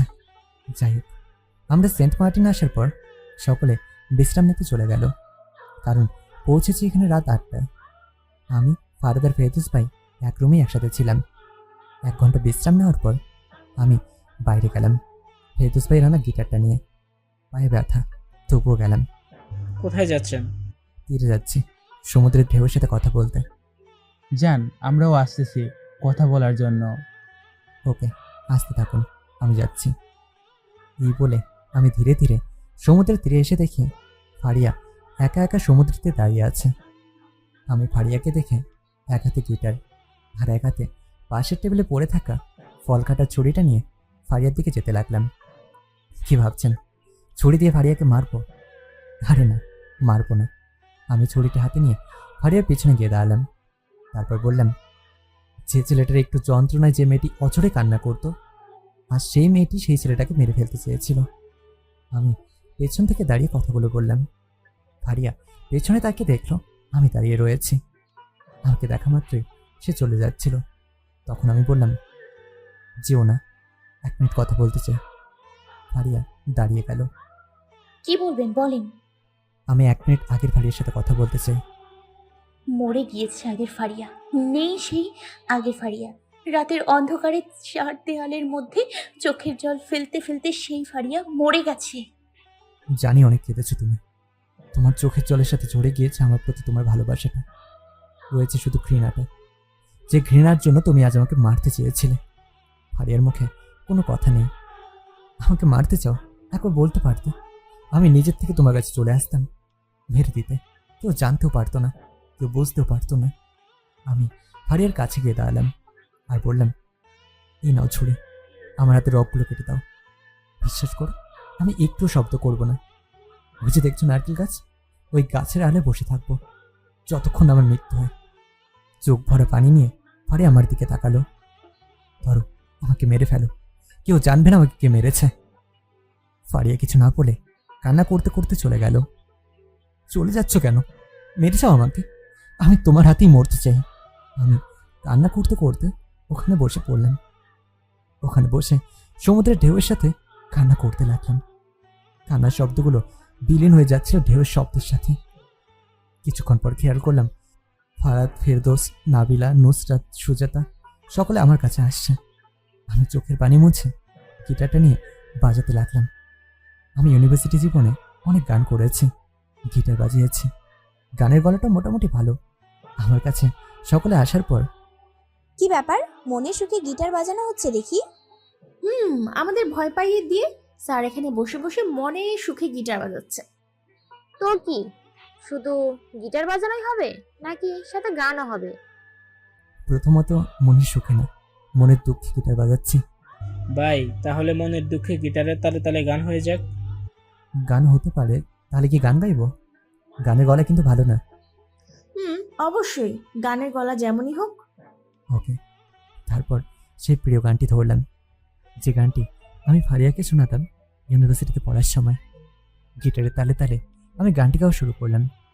তুমি মোর জীবনের ভাবনা, হৃদয়ে সুখের দোলা, নিজেকে আমি ভুলতে পারি, তোমাকে যাবে না ভোলা। তুমি মোর জীবনের ভাবনা, হৃদয়ে সুখের দোলা। গানটি বলতে বলতে কখন যে আমার নয়ন বেয়ে পানি বের হয়ে গিয়েছে বুঝতে পারিনি। অসাধারণ, এটা আমার লাইন না। সকলে হাততালি দিতে দিতে বলল। আমাদের পেছনে দাঁড়িয়ে দাঁড়িয়ে ফারিয়া শুনছিল। কি ব্যাপার, আপনার চোখে পানি কেন? ফারিয়া চলে যাচ্ছিল, তখন আমি বলে উঠলাম, আমার চোখে পানি কেন? এটির একমাত্র কারণ আপনাদের ফারিয়া ম্যাডাম। আমার এই কথা শুনে ফারিয়া দাঁড়িয়ে গেল। মানে? আপনাদের ফারিয়া ম্যাডাম ছিল আমার জীবনের সব থেকে মূল্যবান জিনিস, যে জিনিসের মূল্য আমি কখনোই দিতে পারিনি। মানে কি? সবকিছু খুলে বলুন ভাই। আমি গিটারটা বুকে জড়িয়ে নিয়ে পড়লাম। আপনাদের ম্যাডামের নয়নের প্রদীপ ছিলাম আমি। আমরা ইউনিভার্সিটি জীবনে একসাথে পড়তাম। পরিচয়টা হয়েছিল আমাদের নবীনবরণ অনুষ্ঠানে। ও পড়তো ইংরেজি ডিপার্টমেন্টে, কিন্তু আমি ছিলাম অন্য ডিপার্টমেন্টে। কিন্তু নবীনবরণ অনুষ্ঠানে হঠাৎ আমাদের দেখা হয়। তারপর? প্রথম দেখাতে অনেক ভালো লেগেছিল ফারিয়াকে। তারপর ধীরে ধীরে আমাদের মধ্যে ভালোবাসার সম্পর্ক গড়ে ওঠে। কিন্তু কি কিন্তু আমি ছিলাম গরিব ঘরের ছেলে। ফারিয়াকে পাওয়ার কোনো যোগ্যতা আমার ছিল না। এদিকে ফারিয়াকে বিয়ে দেওয়ার জন্য তার বাবা মা একের পর এক ছেলে দেখতে থাকে, কিন্তু ফারিয়া পাগলিটা আমার জন্য সবাইকে কোনো না কোনোভাবে রিজেক্ট করে দেয়। তারপর? কিন্তু কতজনকে রিজেক্ট করবে? এভাবে একদিন ফারিয়া ধরা পড়ে যায় তার বাবার কাছে। তার বাবা বুঝতে পারে যে তার মেয়ে ইচ্ছে করে সব ছেলেকে রিজেক্ট করছে। তখন ফারিয়া তার বাবার কাছে আমার কথা বলে, কিন্তু তার বাবা আমাদের পরিবারের কথা শোনার পর আমাকে সোজা না করে দেয়। অবশ্য পৃথিবীর প্রত্যেক বাবারই না করে দেওয়ারই কথা, কারণ আমার যে কিছুই ছিল না, কি দেখে তার মেয়েকে আমার হাতে দেবে? তারপর? এদিকে ফারিয়াকে তার বাবা না করে দিয়ে ফারিয়াকে বাড়ি থেকে বের হতে দিচ্ছিল না। ফারিয়া আমাকে ফোন করে কান্না করতে থাকে, বলে আমি যেন ওকে নিয়ে আসি, ওকে যেন আমি বিয়ে করি। তারপর কি বলুন? ফারিয়া পেছনে দাঁড়িয়ে দাঁড়িয়ে নীরবে কান্না করছিল। আমরা দুজনে ছিলাম একজন, একে অপরকে এতটা ভালোবাসতাম। দুজনে কখনো আলাদা থাকবো এটা ভাবিনি। কিন্তু আমি ফারিয়াকে বিয়ে করে কি খাবো? বেকার ছেলে আমি, বাবার ঘরে বসে খাই, সংসারের বাতি জলে নেভে। এখানে কিভাবে আমার পাগলিটাকে খুশি রাখবো? তারপর কি হলো? তারপর ফারিয়া বিয়ের আগের দিন রাত্রে আমরা দুজনে আমাদের ভালোবাসাকে সার্থক করতে বাসা থেকে বের হয়ে যাই। পালিয়ে যাবো দুজনে, এটা ঠিক করে দিই। আমার চোখ দিয়ে পানি বেরোতে থাকলো। পেছনে নীরবে অঝরে কান্না করতে থাকে ফারিয়া। তারপর কি হলো ভাইয়া? কিন্তু প্রভু চাচ্ছিল না আমরা এক হই। প্রভুর খেলার জন্য আমি পিছিয়ে আছি। ফারিয়া অপেক্ষা করতে থাকে মাঝরাতে আমাদের ঠিক করা জায়গাতে, কিন্তু আমি ফারিয়ার কাছে যেতে পারলাম না। স্বার্থপরের মতো নিজের ভালোবাসাকে রেখে আমি চলে আসি। আর ফারিয়া না করে বাবাকে কোলে উঠে দ্রুত হসপিটালে নিয়ে যাই। হাসপাতালে আসার পর পকেটে হাত দিয়ে দেখি ফোনটা নেই। বাবাকে ডাক্তাররা দেখতে থাকে। আমার হাতে তখনও সময় ছিল ফারিয়ার কাছে যাওয়ার। তাহলে গেলেন না কেন? আমি যেতে পারি।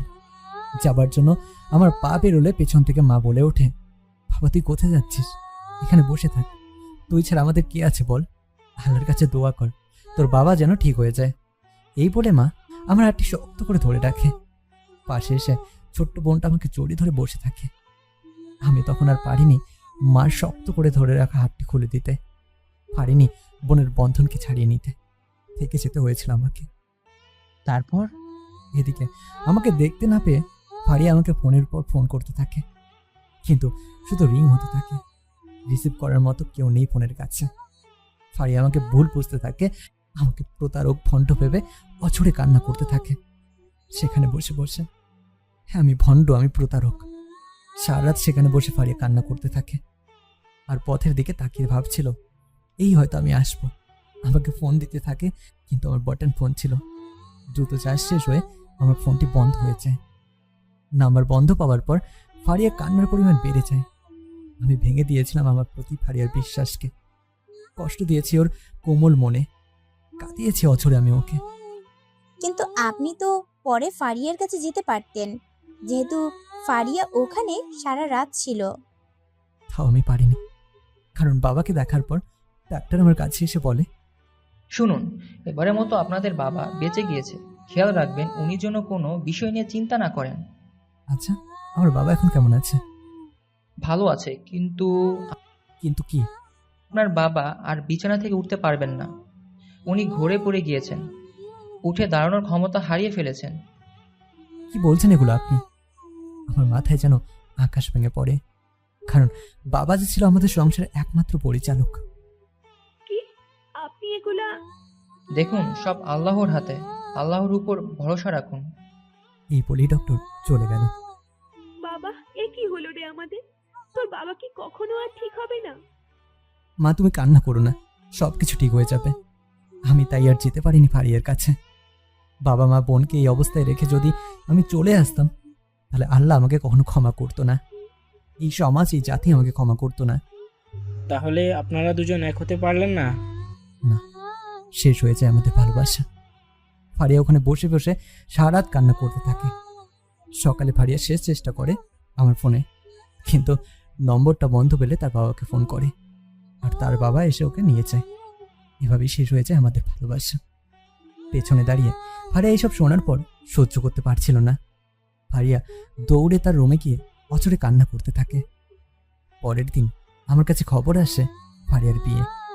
আমার বুঝতে অসুবিধা হলো না ফারিয়া আমার উপর রেখে তার বাবার ঠিক করা ছেলেকে বিয়ে করতে রাজি হয়েছে। আমি আর ফারিয়ার সামনে যেতে পারিনি, কারণ ফারিয়ার মনে আমার জন্য ভালোবাসাটা মরে গিয়েছিল। তার মনে শুধু জমে রয়েছে আমার প্রতি ঘৃণা আর ঘৃণা। সকলে নীরবে মন খারাপ করে বসে থাকলো আমার ভালোবাসার কাহিনী শোনার পর। তারপর আমি আর কখনো ফারিয়ার খবর নিইনি, আর ফারিয়াও ঘৃণার জন্য আমার খবর নেয়নি। যদি ফারিয়া একবার আমার খবর নিত, তাহলে কখনো ফারিয়া বিয়েতে রাজি হতো না। বুঝলাম। এর জন্যই পারিয়া ম্যাডাম আপনাকে মেরে ফেলতে চেয়েছিল। মানে? নাবিলা, নুসরাত, সুজাতা একসাথে। এর জন্যই ফারিয়ার সমুদ্রে আমাকে ধাক্কা দিয়ে ফেলে দিয়েছিল। ফারিয়ার মনে যতটা ভালোবাসা ছিল, সেই ভালোবাসা এখন ঘৃণায় পরিণত হয়েছে। তাই ফারিয়া আমাকে মারতে চেয়েছিল। ফারিয়া ঠিকই করেছে, কারণ আমি প্রতারক, আমি বেঈমান। ওর ভালোবাসার আমি মর্যাদা দিইনি। না, তাহলে পারিয়া ম্যাডামের ভুল ভাঙতেই হবে, না হলে পারিয়া ম্যাডাম আপনার সাথে যা ইচ্ছা তা করে ফেলতে পারে। না প্লিজ, প্লিজ না, আপনাদের সকলের কাছে হাত জোড় করে বলছি, আপনারা ফারিয়াকে কেউ কিচ্ছু বলবেন না। মানে কি? কেন বলবো না? কেন বলবো না? আর তাছাড়া পারিয়া আপুর মতো বিয়ে হয়নি এখনো। আমার মনে হয় পারিয়া আপু এগুলো শুনলে আপনাকে বিয়ে করতে রাজি হবে। না, হাত জোর করে বলছি, আপনারা কেউ কিচ্ছু ফারিয়াকে বলবেন না। আমি আপনাদের দিব্যি দিচ্ছি। কিন্তু কেন? কারণ আমি চাই না। প্লিজ আপনারা কেউ কোনোদিনও কিচ্ছু ওকে বলবেন না। কি হলো, কথা দিন? আচ্ছা, কথা দিলাম, কিছুই বলবো না। একে একে সকলে কথা দিল। এদিকে ফারিয়া সব শোনার পর তার রুমে এসে কান্না করতে থাকলো। কি করেছি আমি? ভুল বুঝে এতটা বছর আমার ভালোবাসা থেকে দূরে ছিলাম, একবারও তার খবর নেয়নি। আমি আমার পাগলকে মেরেছি, এই হাত দিয়ে থাপ্পড় মেরেছি, এই হাত দিয়ে ওকে মেরে ফেলতে চেয়েছি। কি বলেই ফারিয়া ওর দু হাত দিয়ে আয়নার উপর থাপ্পড় মারলো। সঙ্গে সঙ্গে আয়না ভেঙে ফারিয়ার হাতটা কেটে অঝরে রক্ত পড়ছে। ফারিয়া পাগলের মতো করতে থাকে, কাটা হাত বুকে রেখে কান্না করতে থাকে। আয়না ভাঙার শব্দে ফারিয়ার রুমে হোটেলের কর্মচারীরা তার রুমে যায়। তারা গিয়ে এইসব দেখার সাথে সাথে ফারিয়ার হাত চেপে ধরে, যাতে রক্ত না পড়ে। তারা দ্রুত ফারিয়ার হাত ব্যান্ডেজ করে দেয়। তারপর ফারিয়া ক্লান্ত হয়ে ধীরে ধীরে ঘুমিয়ে পড়ে। কিন্তু ঘুমানোর আগ মুহূর্ত পর্যন্ত ফারিয়া আমাকে নিয়ে আবল তাবল বলতে থাকে। আমি জানতাম ফারিয়া সত্যটা শোনার পর নিজেকে ঠিক রাখতে পারবে না, তাই সবাইকে বলতে বারণ করেছি। যাই হোক, আমরা সকলেই রুমে চলে আসি। তারপর যার যার রুমে গিয়ে ঘুমিয়ে পড়ি। কিন্তু ফারিয়া যে তার হাত কেটেছে আমরা জানতে পারিনি। সকালে ঘুম থেকে উঠে আমরা সকলে সমুদ্রের তীরে গিয়ে হ্যান্ডবল খেলতে থাকি। অবশ্য ভুল বলেছি, আমি খেলছিলাম না, কারণ আমার তো পা মুচকে গিয়েছে। ভারত, নাবিলা ওনারা খেলছিল, আমি বসে বসে তাদের খেলা দেখছি। তারপর পাশে সুজাতা এসে বসলো। সুজাতা খেলা পছন্দ করে না, তাই সে খেলছিল না। ফারিয়ার ঘুম দেখতে ভাঙে। তারপর যখন ফারিয়ার ঘুম ভাঙে তখন ফারিয়া বাইরে এসে দেখে সকলে খেলছে, কিন্তু ফারিয়ার ব্যান্ডেজ দেখে আমি অবাক হয়ে তাকিয়ে থাকি। সকলে খেলা বাদ দিয়ে ফারিয়ার কাছে যায়। ম্যাডাম, আপনার 2 হাতে ব্যান্ডেজ কেন? এই রাত্রে ফল কাটতে গিয়ে কেটে গিয়েছে। কিন্তু আমার দিকে তাকিয়ে বলল। আমি অবশ্য চোখ ফিরিয়ে নিই।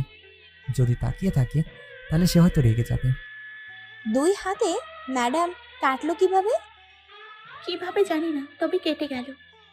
আমার বুঝতে অসুবিধা হলো না ফারিয়া মিথ্যে বলছে, কারণ ওর মিথ্যে বলাটা আমার থেকে বেশি কেউ ধরতে পারে না।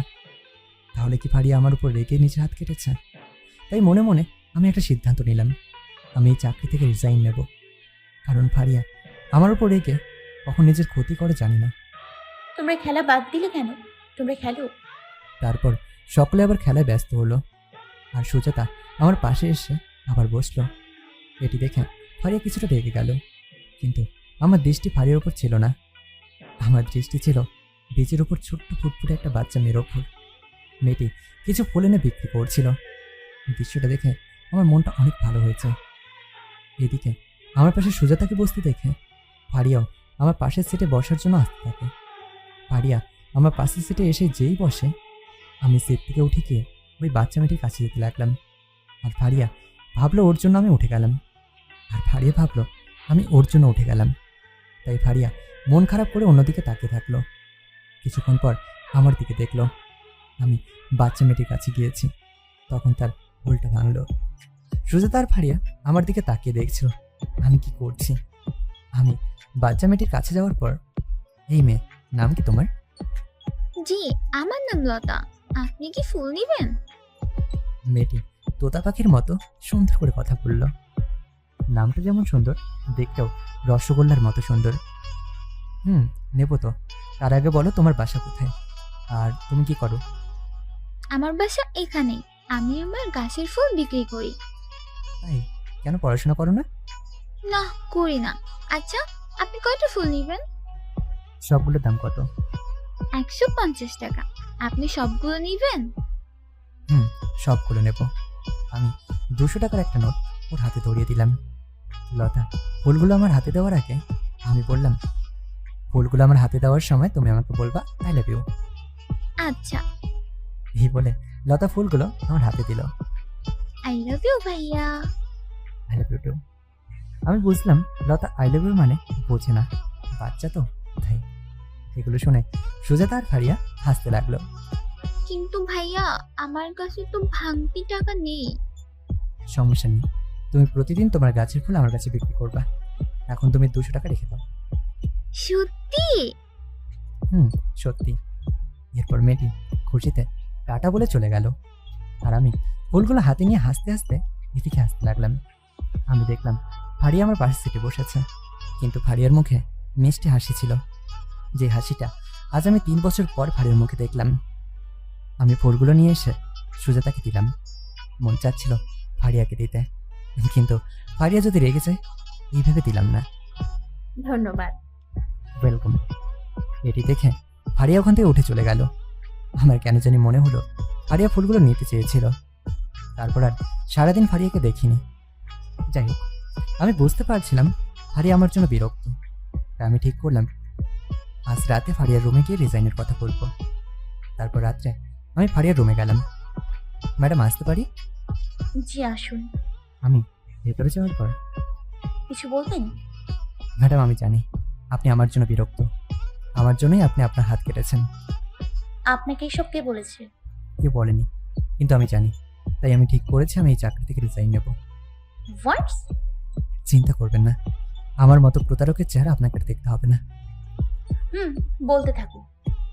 ফারিয়া মনোযোগ সহকারে আমার কথাগুলো শুনতে লাগলো। মনে হচ্ছিল আমি জোকস বলছি, আর ফারিয়া তা মজা করে শুনছে।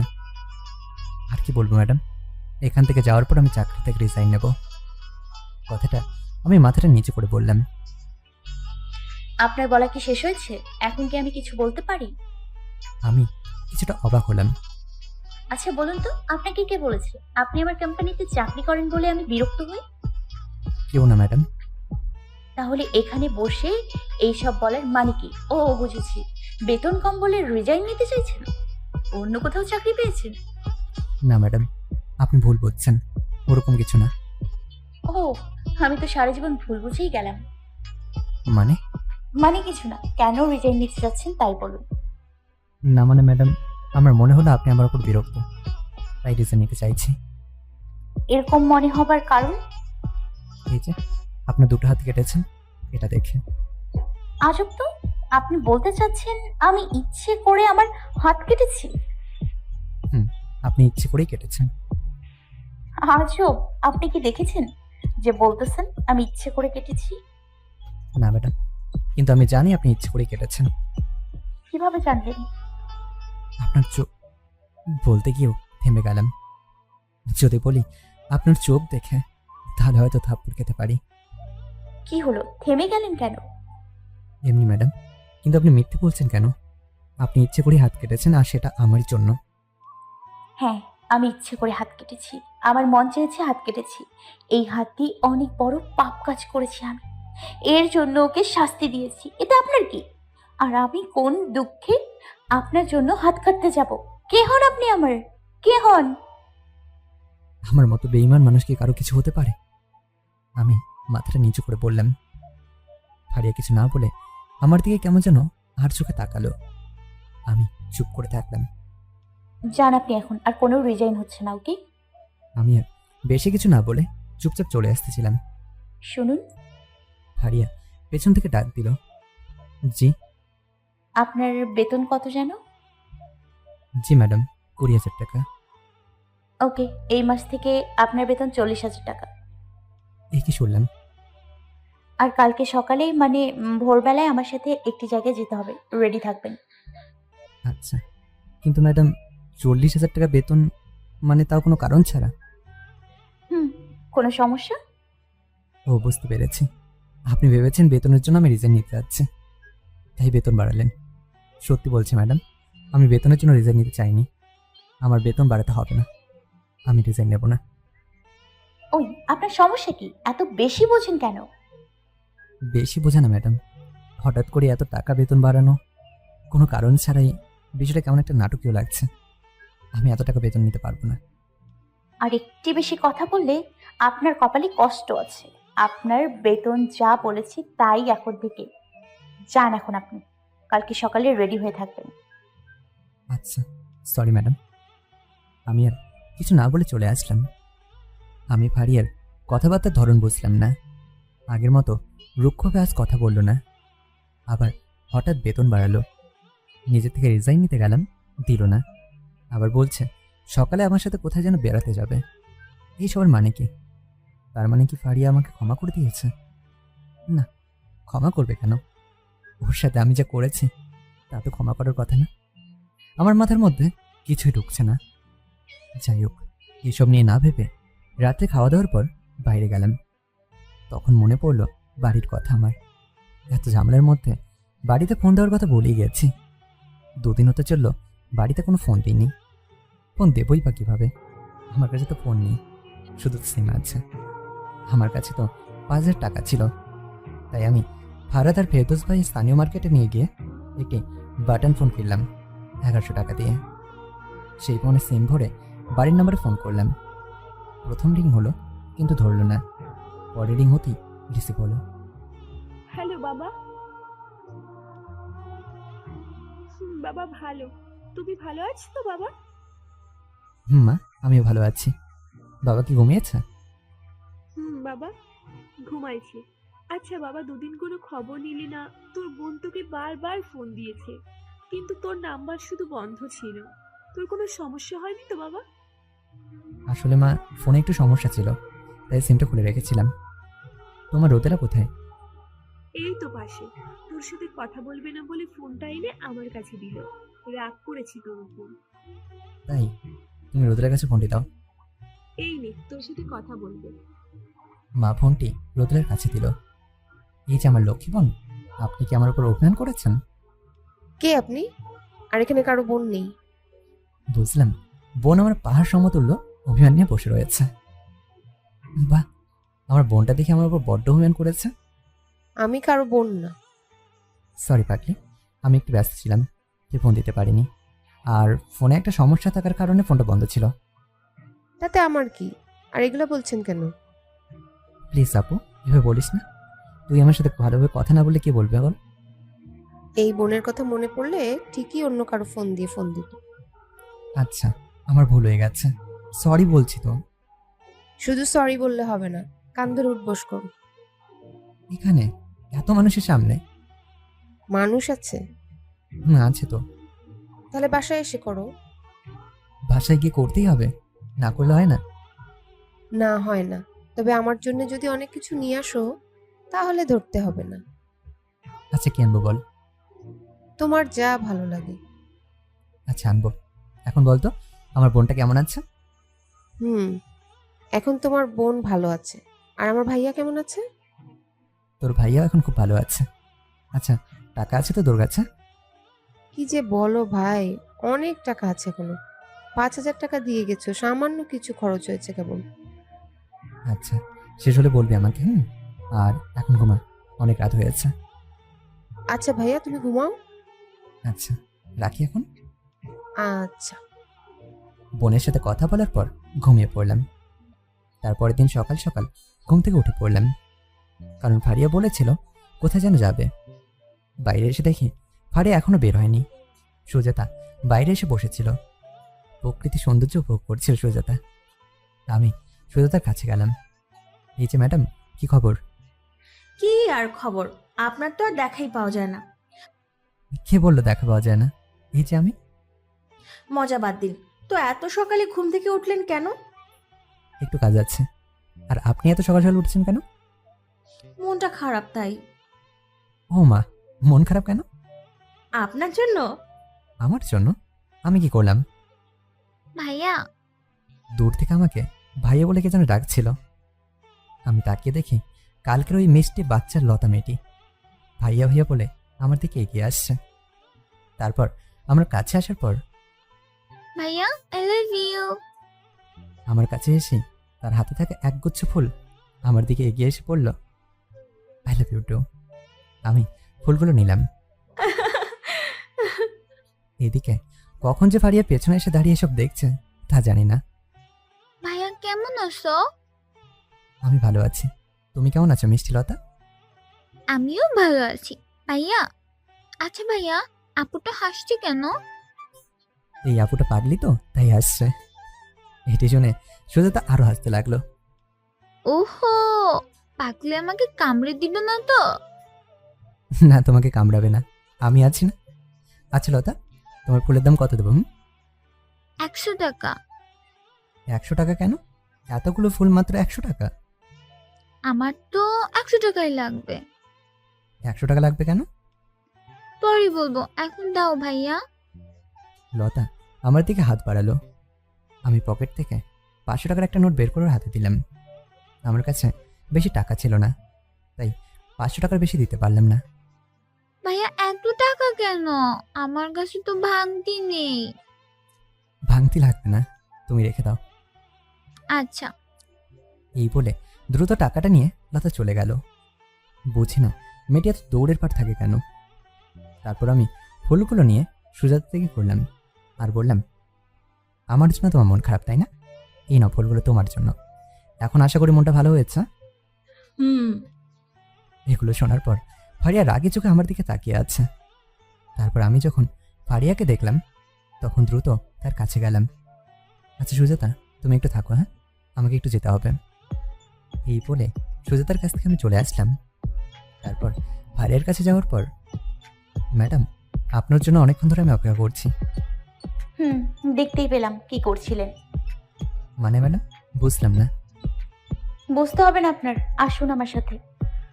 জি ম্যাডাম, চলুন। তারপর ফারিয়া আমাকে নিয়ে 10 মিনিট ধরে হাঁটলো। আমার পায়ে এমনি সমস্যা, তবে অনেকটা ঠিক হয়ে গিয়েছে, তেমন সমস্যা হচ্ছিল না হাঁটতে। তবে ফারিয়ার চেহারার দিকে তাকানো যাচ্ছিল না, রেগে বোমা হয়েছিল। রাগার কারণ আমি বুঝতেছিলাম না। যাই হোক, তবে অনেকদিন পর ফারিয়ার সাথে পাশাপাশি হাঁটতে পেরে আমার অনেক ভালো লাগছিল। তবে আগের মতো হাতে হাত নেই, আগের মতো ভালোবাসাটাও নেই। তারপর ম্যাডাম হঠাৎ বলে উঠল, সুজাতার সাথে আপনার কি চলছে? মানে ম্যাডাম, বুঝলাম না। আমি না বোঝার মতো কিছুই বলিনি। কি চলবে ম্যাডাম সুজাতার সাথে? ফুল দেয়া, পাশাপাশি বসে হাসাহাসি করা। মনে করেছেন কিছু বুঝি না? ম্যাডাম কি বলছেন এগুলো? আমি ওনাকে বন্ধু হিসেবে ফোনগুলো দিয়েছি। উনি শুধুই আমার বন্ধু। বন্ধু না? বুঝলাম না ফারিয়া কেন এমন করছে। সেই আগের দিনের মতো আমি কোনো মেয়ের সাথে কথা বললে আমাকে এভাবেই বলতো। তাহলে কি ফারিয়া জেলাস ফিল করছে? তাই আমি সুযোগ বুঝে বলে দিলাম, ম্যাডাম, আমাদের মধ্যে যদি কিছু চলেও থাকে তাহলে আপনার কি? আমাদের মধ্যে কিছু তো হতেই পারে। দাঁড়ান, কি বললেন আপনি? শুনুন, আমার অফিসে এগুলো কিছু চলবে না। ভদ্রভাবে কাজ করতে হবে। সরি ম্যাডাম, প্রচুর রেগে গিয়েছে বলে আমি আর কিচ্ছু বললাম না। কিন্তু কিন্তু আমি বুঝতে পারলাম আমার আর সুজাতার মেলামেশা ফারিয়া একদম সহ্য করতে পারছে না। শুনুন, ওই যে দেখছেন কৃষ্ণচূড়া ফুল গাছ, গাছে অনেক ফুল রয়েছে। যান, গাছে উঠে আমার জন্য ফুল পেড়ে নিয়ে আসুন। মানে কি ম্যাডাম? আমি তো গাছে উঠতে পারি না, আপনি তো ভালো করেই জানেন। আর আমার পায়ের অবস্থা তো আপনি জানেনই। আপনার এত কথা তো শুনতে চাচ্ছি না। পারতে বলেছি, পারবেন। বুঝতে পারলাম ফারিয়াকে রাগে দিয়েছে বলে আমাকে শাস্তি দেওয়ার জন্য এগুলো করতে বলছে। কিন্তু ম্যাডাম, কোনো কিন্তু না। যান, ফুল পেড়ে নিয়ে আসুন। আমি আর কি করব? গাছে উঠতে পারবো না যেন ব্যর্থ চেষ্টা করার জন্য গাছের নিচে গেলাম। এত মোটা গাছ, আমি ঘুরতে পারি। গাছ পেয়ে গাছে ওঠার চেষ্টা করছিলাম, কিন্তু আমার অবস্থা নাজেহাল হয়ে পড়েছিল। এটি দেখে ফারিয়া দূর থেকে দাঁড়িয়ে দাঁড়িয়ে শুধু হাসছিল। আমি ফারিয়ার হাসি দেখে হাঁ করে তাকিয়েছিলাম, কারণ ফারিয়ার হাসিটা ছিল অপূর্ব। তাকিয়ে আছি। এটি বুঝতে পেরে ফারিয়া হাতের আঙুলে ইশারা করে বলল গাছে উঠতে। আমি এবার ইচ্ছে করে গাছে ওঠার চেষ্টা করে পড়ে যাচ্ছিলাম, কারণ এটা দেখে ফারিয়া অনেক হাসছিল। বাকিটা হাসি দেখার জন্য আমি বারবার নাজেহাল হচ্ছিলাম ইচ্ছে করে। এগুলো দেখে ফারিয়া হাসতে হাসতে নিচে বসে পড়ে। আমি ফারিয়ার হাতে ফুল দিতে যাচ্ছিলাম। গাছে তো উঠতে পারবো না, তাই হাতে একটা পাটকেল মানে ভাঙা ইট নিলাম। ভাঙা ইট ছুঁড়ে মেরে গাছ থেকে ফুল পাড়তে চেয়েছিলাম। তখন ফারিয়া এটা থেকে বলে উঠল, এই যে মিস্টার, মাটিতে পড়া ফুল নিব না। কিন্তু আমার কাছে খুশির কথা হচ্ছে 3 বছর পর ফারিয়া আমাকে মিস্টার বলে ডাকলো। আগে প্রায় আমাকে মিস্টার বলে ডাকতো। ম্যাডাম, পারছি না তো। পারবেন না বললে হবে না, আমার ফুল লাগবেই। পড়লাম মহাবিপদে। আবার গাছে ওঠার চেষ্টা করতে লাগলাম, আর ফারিয়া দূরে দাঁড়িয়ে দাঁড়িয়ে হাসতে লাগলো। কিন্তু তখন দূর থেকে কে যেন ভাইয়া ভাইয়া বলে ডাকছিল। ভাইয়া ভাইয়া। আমি তাকিয়ে দেখি সেই বাচ্চা লতা মেয়েটি। লতা কান্না করতে করতে দৌড়ে আমার কাছে আসছিল, কিন্তু লতা কান্না কেন করছে সেটা বুঝতে পারলাম না। একটু আগেই তো মেয়েটি কত সুন্দর করে হাসছিল। যাই হোক, এটি দেখে ফারিয়া আমার কাছে আসলো, আর লতা আমার কাছে এসে কান্না করতে করতে বলল, ভাইয়া। কি হয়েছে মামুনি, কান্না করছো কেন? ভাইয়া আমাকে মারছে। বুঝলাম অনেকক্ষণ ধরে কান্না করেছে। ওর মুখে স্পষ্ট 5টি আঙুলের দাগ দেখতে পেলাম, একদম লাল হয়ে রয়েছে। কে মেরেছে তোমাকে? একটি ছেলে আমাকে মারছে আর টাকা নিয়ে গেছে। কি? কোন ছেলে মেরেছে? আর টাকা নিল কেন? আমি টাকা নিয়ে বাসায় যাচ্ছিলাম, তখন বড় একটি ভাই আমাকে ডাক দেয়। তারপর আমার হাতে টাকা চাই, আমি দিইনি বলে আমাকে মারছে আর টাকা কেড়ে নিয়েছে। চলো তো দেখি কোন ছেলে। ভাইয়া চলো। তারপর আমি আর লতা যেতে লাগলাম। এই দাঁড়াও, আমিও যাব। তারপর আমি ফারিয়ার লতা যেতে লাগলাম। আমি বুঝতে পারলাম বখাটে ছিল হয়তো, লতার কাছে 500 টাকা নোট দেখে কেড়ে নিয়েছে। তারপর আমাদেরকে লতা সেই জায়গায় নিয়ে গেল। জায়গা ফাঁকা, লোকজন নেই, তাই হয়তো ছেলেটা সুযোগ পেয়েছে। ভাইয়া ছেলেটি এখানে পলিথিনে কি যেন খাচ্ছিল। মামুনি, তুমি কান্না করো না, আমি দেখছি। আমি জানি ছেলেটি এখান থেকে পালিয়েছে। ছেলেটি যে কাজখোর সেটা আমি বুঝতে পেরেছি। ভাইয়া ছেলেটি কোথায়? মনে হয় চলে গিয়েছে। আমি এই কথা বলাতে লতা আরো জোরে জোরে কান্না করতে লাগলো। এই কাঁদছো কেন? এদিকে আসো। আমি লতার হাত ধরে আমার কাছে আনলাম। লতার গালে 5টি আঙুলের দাগ স্পষ্ট। শয়তান ছেলেটা খুব জোরে ওকে মেরেছে। ভাইয়া আমার শুধু 100 টাকা দরকার ছিল, এখন আমি ওষুধ কিনবো কিভাবে? তার মানে মার ওষুধের জন্য লতা আমার কাছে 100 টাকা চেয়েছিল। তুমি চিন্তা করো না, চলো তোমার মার ওষুধ আমি কিনে দিচ্ছি। সত্যি তুমি দিবে? দেবো তো, চলো ওষুধ কিনে তোমার বাসায় যাব। আচ্ছা ভাইয়া, ধন্যবাদ ভাইয়া। শুধু ধন্যবাদ? আই লাভ ইউ বলো আর বাপ্পি দাও। আচ্ছা, আই লাভ ইউ। এগুলো শুনে ফারিয়া হেসে উঠল। তারপর আমি ফারিয়ার লতা ওষুধ কিনতে গেলাম। ওষুধ কেনার পর ফারিয়া আমাকে বলল, ধরেন। ফারিয়ার তার ফোনটি আমাকে দিল। ফোন কেন? ফোনটি নিয়ে বিকাশ থেকে 10,000 টাকা তুলে আনবেন। পাসওয়ার্ড হচ্ছে এটা। টাকা কেন তুলবেন? সেটি কি আপনাকে বলতে হবে? Sorry madam. যান। তারপর ফারিয়ার ফোনটি নিয়ে আমি বিকাশ থেকে টাকা তুলে নিয়ে ম্যাডামকে দিতে গেলাম। ধরুন ম্যাডাম। আমি টাকাগুলো ফারিয়ার কাছে দিলাম। আপনার কাছে রাখুন, আর লতার বাসায় গিয়ে লতার মার হাতে টাকাগুলো দেবেন। আমি অবাক চোখে ফারিয়ার দিকে তাকিয়ে রয়েছি। কি ব্যাপার, এভাবে তাকিয়ে আছেন কেন? ধন্যবাদ ম্যাডাম। ধন্যবাদ কেন? এই যে লতার পরিবারকে সাহায্য করার জন্য। আপনার মতো যদি সকলে এভাবে কিছু না কিছু দিয়ে সাহায্য করতো, তাহলে আজ বাংলাদেশে কেউ অনাহারে থাকতো না। হইছে, চলুন এখন। তারপর আমরা 3 জন লতার বাসায় গেলাম। লতাদের বাসা ছাপড়ার, অতি সাধারণ একটি ঘর। লতা তার মাকে বাইরে থেকে ডেকে আনলো। আসসালামু আলাইকুম আন্টি। ওয়ালাইকুম আসসালাম। তোমরা কে বাবা? আন্টি, আমরা এখানে কয়েকদিনের জন্য ঘুরতে আসছি, কিন্তু আপনার মিষ্টি মেয়ের মিষ্টি কথা আমাদের মন জয় করে নিয়েছে। তা ঠিক বলেছো, ও মানুষকে খুব হাসাতে পারে। তো বাবা, তোমাদের কোথায় যে পুষতে দিই, ভাঙা বাড়ি আমার। লতা তার মার হাত ধরে দাঁড়িয়ে মিঠে মিঠে হাসছে। আন্টি, সমস্যা নেই। আন্টি, আপনি এখন কেমন আছেন? জি মা, মোটামুটি ভালো। তোমরা কেমন আছো? জি, আমরাও ভালো আছি। মা জানো, এই ভাইয়া তোমার জন্য ওষুধ কিনে দিছে। তাই? এসবের তর্ক কি ছিল বাবা? এটা আমাদের কর্তব্য ছিল, কিন্তু আপনি যদি এটি রাখেন তাহলে আমরা অনেক খুশি হব। আমি টাকাটা ওনার দিকে দিলাম।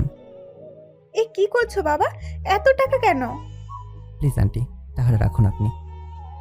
না বাবা, এটি আমি রাখতে পারবো না। প্লিজ আন্টি, আমরা শুধু লতাকে খুশি দেখতে চাই। ওর জন্য হলেও টাকাটা রাখুন প্লিজ। প্লিজ আন্টি রাখুন। কিন্তু বাবা, এটি কেমন দেখায়? আরে আমাদেরকে আপনার নিজের ছেলে মেয়ে ভাবুন না। আমি আন্টির হাতে টাকাগুলো জোর করে ধরিয়ে দিলাম। বাবা, বাপ মরা মেয়ে আমার, পড়াতে পারি না। তোমরা জানো না তোমরা কত বড় সাহায্য করলে আমার।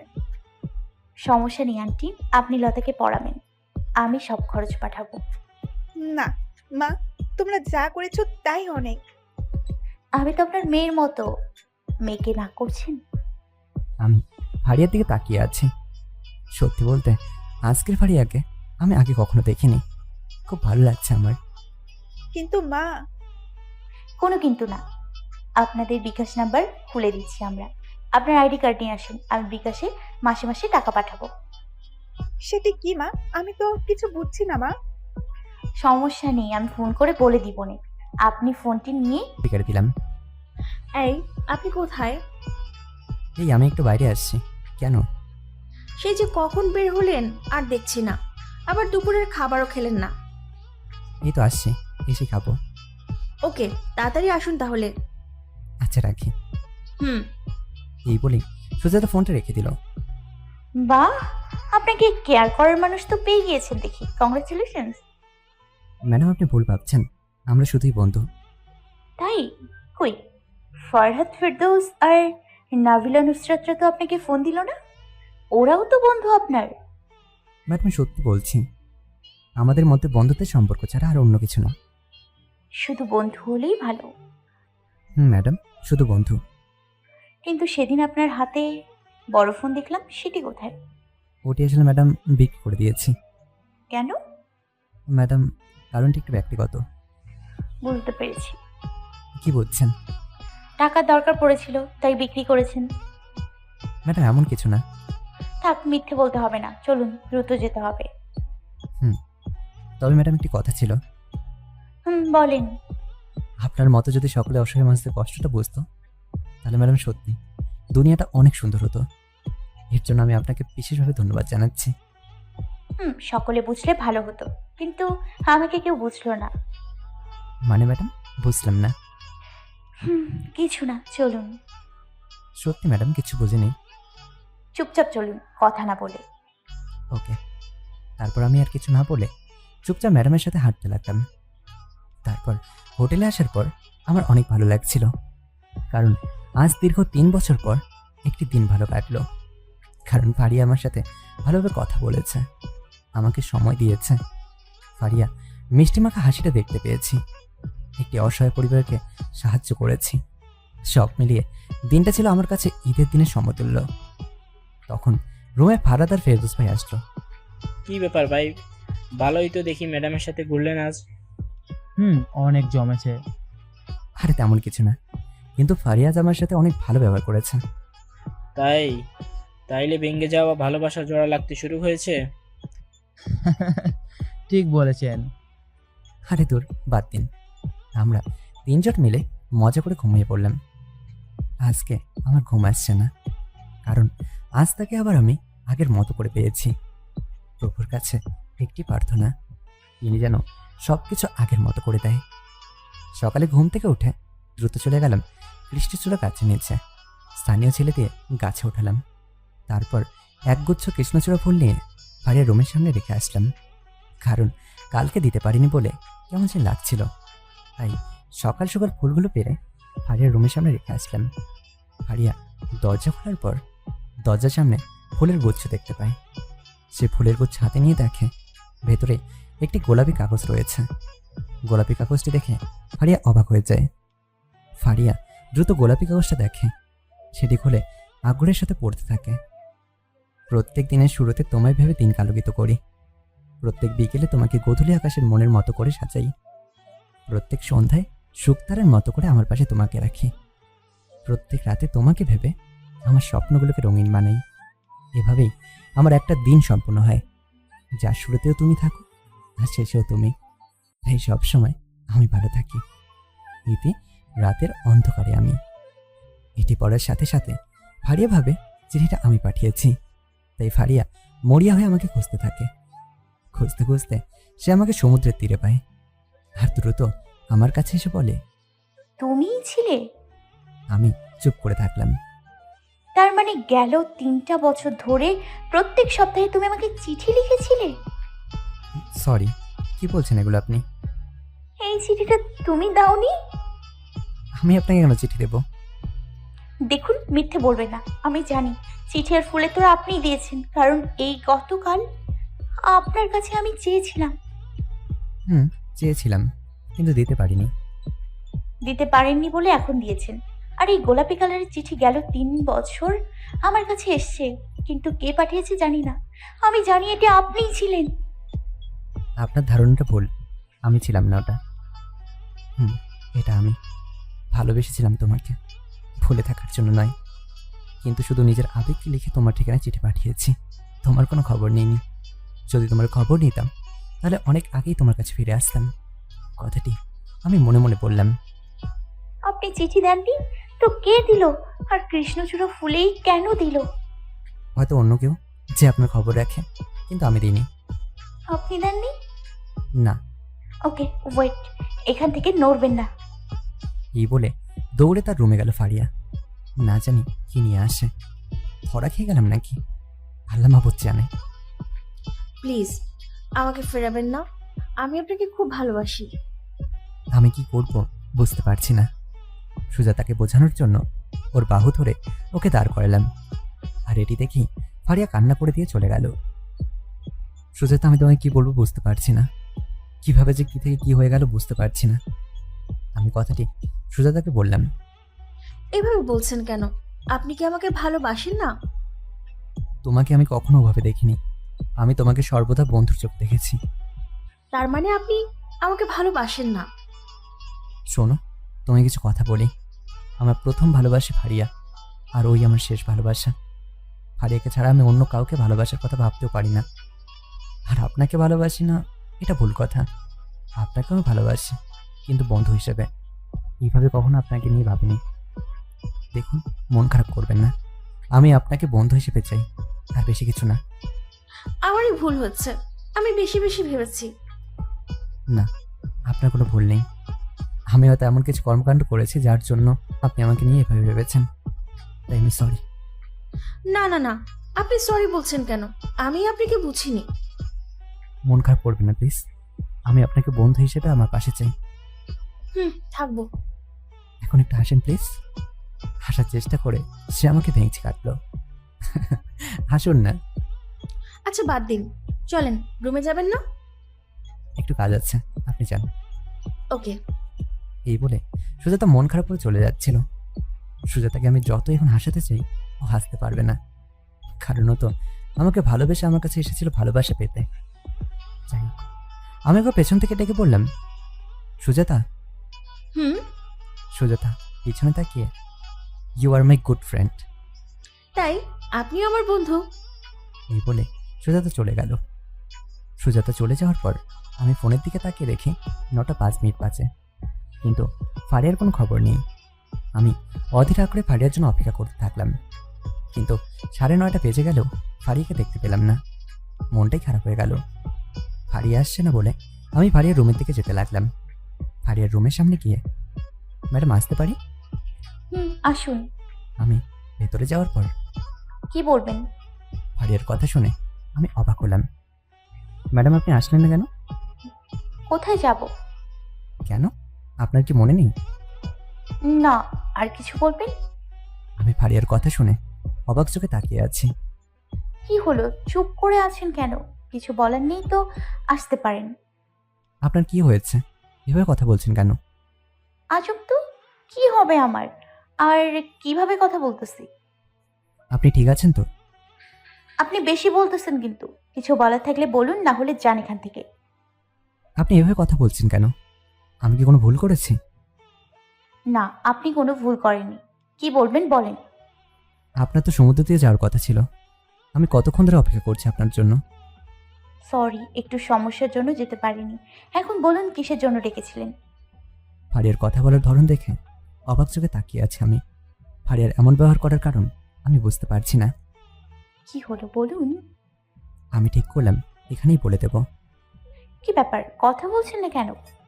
আমি তখন ফারিয়ার সামনে হাঁটু করে বসে পড়লাম। আমি তোমাকে ভালোবাসি ফারিয়া, আমার জীবনে তুমি আবার ফিরে আসো রাতের জ্যোৎস্না হয়ে, খুব ভালোবাসবো তোমাকে। ফারিয়ার সামনে ফুলগুলো ধরে পড়লাম। ফারিয়া কিছু না বলে আমার হাত থেকে ফুলগুলো নিল। তারপর আমি উঠে দাঁড়ালাম। ফারিয়া ফুলগুলো নিয়ে ছুঁড়ে ফেলে দিল। আমি নির্বাক হয়ে তাকিয়ে রইলাম শুধু। আমি ভালোবাসি না তোকে, আর কখনো বাসবো না। আমার মাথায় যেন আকাশ ভেঙে পড়ল ফারিয়ার কথা শুনে। এ কি শুনছি আমি? আপনি এখন আসতে পারেন। কি বলছো কি তুমি এগুলো? তোমাকে আমি খুব ভালোবাসি। আপনি যাবেন এখান থেকে। আমি মাথা নিচু করে ফেললাম। সত্যি বলতে আমার বিশ্বাস হচ্ছে না ফারিয়া আমাকে ফিরে দিচ্ছে। কি হলো, দাঁড়িয়ে আছেন কেন? যান বলছি। আর হ্যাঁ, পরবর্তীতে কখনো যেন আমাকে ভালোবাসার কথা বলার দুঃসাহস না হয়। আমি আর কিছু না বলে বের হয়ে আসলাম ফারিয়ার রুম থেকে। আমি বের হয়ে যাওয়ার পর ফারিয়া দরজা বন্ধ করে কান্না করতে লাগলো। আর বাইরে এসে আমি কান্না করতে করতে রুমে গেলাম। আমার কান্না করা দেখে নাবিলা আর নুসরাত, ফারহান, ফেরদৌস সকলে আমার রুমে আসলো। পেছনে পেছনে সুজাতাও আসলো। ভাইয়া, আপনি কান্না করছেন কেন? আমি চুপ করে নুসরাতের দিকে তাকিয়ে থাকলাম। কি হলো বলুন। আমি ফারিয়াকে সব কিছু খুলে পড়লাম। না করলে কেন? আপনার কথা শুনে মনে হইল তো আপনাকে আবারও ভালোবেসেছে পারিয়া, তাহলে শেষে এসে না করলো কেন? আমিও সেটা বুঝতে পারছি না, কি ভুল করেছে আমি যার জন্য সে আমাকে ফিরিয়ে দিল। ফারিয়া ম্যাডাম এমন করলো কেন? আমি বুঝতে পেরেছি কেন এমন করেছে ফারিয়া ম্যাডাম। মানে কি? শুনুন, আমি আর আপনি ওখানে দাঁড়িয়ে অনেকক্ষণ কথা বলেছি। আমার মনে হয় আমার কর্মকাণ্ড দেখে ফারিয়া ম্যাডাম ভুল বুঝে আপনাকে কষ্ট দিচ্ছে। কিন্তু আমরা তো সবকিছু ওখানেই ঠিক করলাম। সকলে অবাক হয়ে আমার আর সুজাতার কথা শুনছে। আমিও তো তাই ভাবতেছি। সবকিছু দেখাশোনার পর ফারিয়া ম্যাডামের রাগার তো কথা না। আমি বুঝেছি, ফারিয়া সম্পূর্ণ কথা না শুনেই চলে গিয়েছিল। এটা হতে পারে। আমি যাই, ম্যাডামকে সব খুলে বলি। একদম না, আপনি ফারিয়াকে কিচ্ছু বলবেন না। যে কোনো কিছু বিবেচনা না করে এমন সিদ্ধান্ত নেয় তাকে আমি চাই না। ওকে আর কখনো আমার ভালোবাসার কথা বলবো না। ওকে আমার দরকার নেই। কি বলছেন এগুলো? আপনি যদি রাগ করেন তাহলে কি হবে? সব দোষ আমার জন্যই? আমার জন্যই সবকিছু হয়েছে? না, আপনার কোনো ভুল নেই। যে মানুষ সম্পূর্ণ ঘটনা না দেখে অন্যকে ভুল বুঝে বসে থাকে তাকে আমার কোনো দরকার নেই। আজ থেকে ফারিয়া ওর মতো থাকবে আর আমি আমার মতো। ফারিয়ার উপর আমার ভীষণ রাগ হচ্ছে। এরকম মানুষ আমার একদম পছন্দ না। সব কিছু বিবেচনা করে যে কোনো বিষয়ে সিদ্ধান্ত নিতে হয়, কিন্তু ফারিয়া সুজাতার একার কথা শুনে এত বড় সিদ্ধান্ত নিল। ওর সাথে আর কখনো প্রয়োজন ছাড়া কথা বলবো না আমি। আমার জন্য এত কিছু হয়েছে? কি হয়েছে কিছুই তো বুঝছি না। কি হয়েছে খুলে বলো সব। কিছু হয়নি, তোমরা সকলে এখন আসো, আমি একটু বিশ্রাম নেব। কিন্তু কোনো কিন্তু না, আমাকে একা থাকতে দিন। ওকে। তারপর সকলে চলে গেল। আমার প্রচুর রাগ হচ্ছে ফারিয়ার উপর। আমি সব কিছু ভুলে গিয়ে ঘুমানোর চেষ্টা করলাম। আমি আর কখনো ফারিয়াকে ভালোবাসার কথা বলবো না। ওর থেকে এবার দূরে দূরে থাকবো। এদিকে সুজাতা রুমে গিয়ে নিজেকে অপরাধী ভাবতে লাগলো। সুজাতা ভাবতে লাগলো কি করবে, কিভাবে সে সব ঠিক করবে। ফারিয়া কান্না করতে করতে ঘুমিয়ে পড়ল। আমি ফারিয়ার উপর প্রচণ্ড রেগে ঘুমিয়ে পড়েছিলাম। সকালে ঘুম থেকে উঠে আমি বাইরে আসলাম। বাইরে গিয়ে দেখি সকলে একত্রে বসে আছে। আমিও সেখানে গেলাম। কেমন আছেন সকলে? ভালো, আপনি? ভালো। ভাই একটি কথা বলি। বলুন। ফারিয়া ম্যাডাম আপনার উপর ভুল বুঝে আছে, আর আপনিও তা জেনেও যদি রেগে থাকেন তাহলে সবকিছু ঠিক হবে কিভাবে? বাতিন ভাই, প্রত্যেকবার আমি গিয়েছি ওর কাছে, কিন্তু ফিরিয়ে দিয়েছে ও। ও আমাকে ভুল বুঝেছে, তাই আমি ওকে আর কখনো ভাবতে চাই না। কিন্তু ভাইয়া, এভাবে কি চলবে? চলবে না মানে?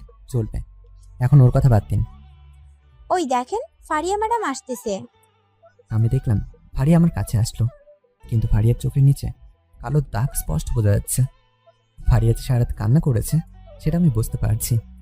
ও হাজার কাঁদলেও ওকে আর আমি কখনো ভালোবাসবো না, কখনো না। ফারিয়ার সাথে আমি একটু দূরে গিয়ে দাঁড়ালাম।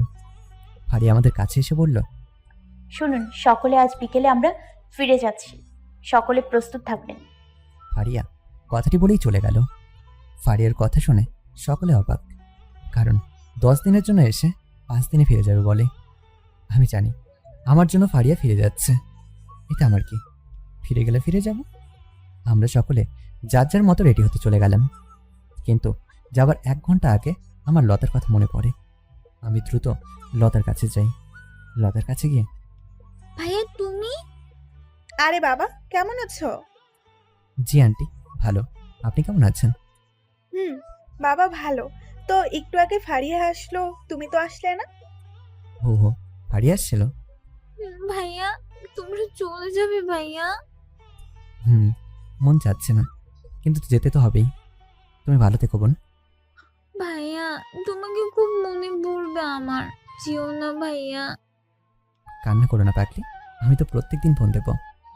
ছুটি দিবা তো? আর আবার আসবা ভাইয়া? অবশ্যই আসবো। এবার পাপ্পি দাও আর ওটি বলো। আই লাভ ইউ ভাইয়া। I love you too. এই বলে লতাকে জড়িয়ে ধরলাম। আন্টি, আমার সময় হয়ে গেছে, আমি তাহলে এখন আসি। আচ্ছা বাবা, দেখে শুনে যাও বাবা।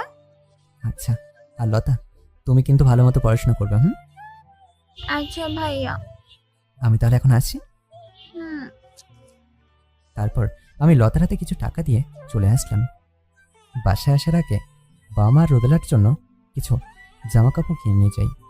যাবার সময় তেমন কারোর সঙ্গে কথা বলিনি, আর মজা হয়নি। বাসায় যাওয়ার পর আমাকে দেখে বাবা মা অনেক খুশি। তারপর ওদের জন্য আনা জিনিসগুলো ওদেরকে দিলাম। এরপর 2 দিন কেটে গেল। সুজাতার সঙ্গে সেরকম কথা হয় না, আর ফারিয়ার সাথে তো হয়ই না। কিন্তু 2 দিন পর অফিসে যাওয়ার পর সুজাতা আমার কাছে এসে বলল, ভাইয়া আপনাকে বিশেষভাবে দাওয়াত রইল আমার বাসায়। সুজাতা আমার হাতে একটি কার্ড দিয়ে বলল, দাওয়াত? কিসের? আমার বিবাহ। তোমার বিয়ে? আসবেন কিন্তু। তোমার বিয়ে আর আমি আসবো না, তা কি করে হয়? ধন্যবাদ, আপনি থাকুন, সবাইকে দাওয়াতটা দিয়ে আসি। এই বলে সুজাতা সবাইকে দাওয়াত দিতে গেল। সুজাতা যতই হাসি খুশিতে বিয়ে করুক না কেন, আমার বুঝতে অসুবিধা হলো না সুজাতা আমাদের সমস্যা মেটানোর জন্য নিজে বিয়ে করছে। কিন্তু আমি যার ফারিয়াকে ভালোবাসবো না, এটি হয়তো সুজাতা জানে না। দাওয়াত দিতে গিয়ে সুজাতা ফারিয়ার রুমে গেল। ম্যাম, আসবো? জি আসুন। ম্যাম, আমার বিবাহ আগামী শুক্রবার। আপনাকে সপরিবারে দাওয়াত রইল ম্যাডাম। কি? ফারিয়া অবাক হয়ে সুজাতার দিকে তাকালো, কারণ ফারিয়া মনে করেছে আমার সাথে ওর বিয়ে। ভয় পাবেন না ম্যাডাম, আপনি যার সাথে মনে করেছেন তার সাথে আমার বিয়ে না। কি বলছো তুমি এগুলো?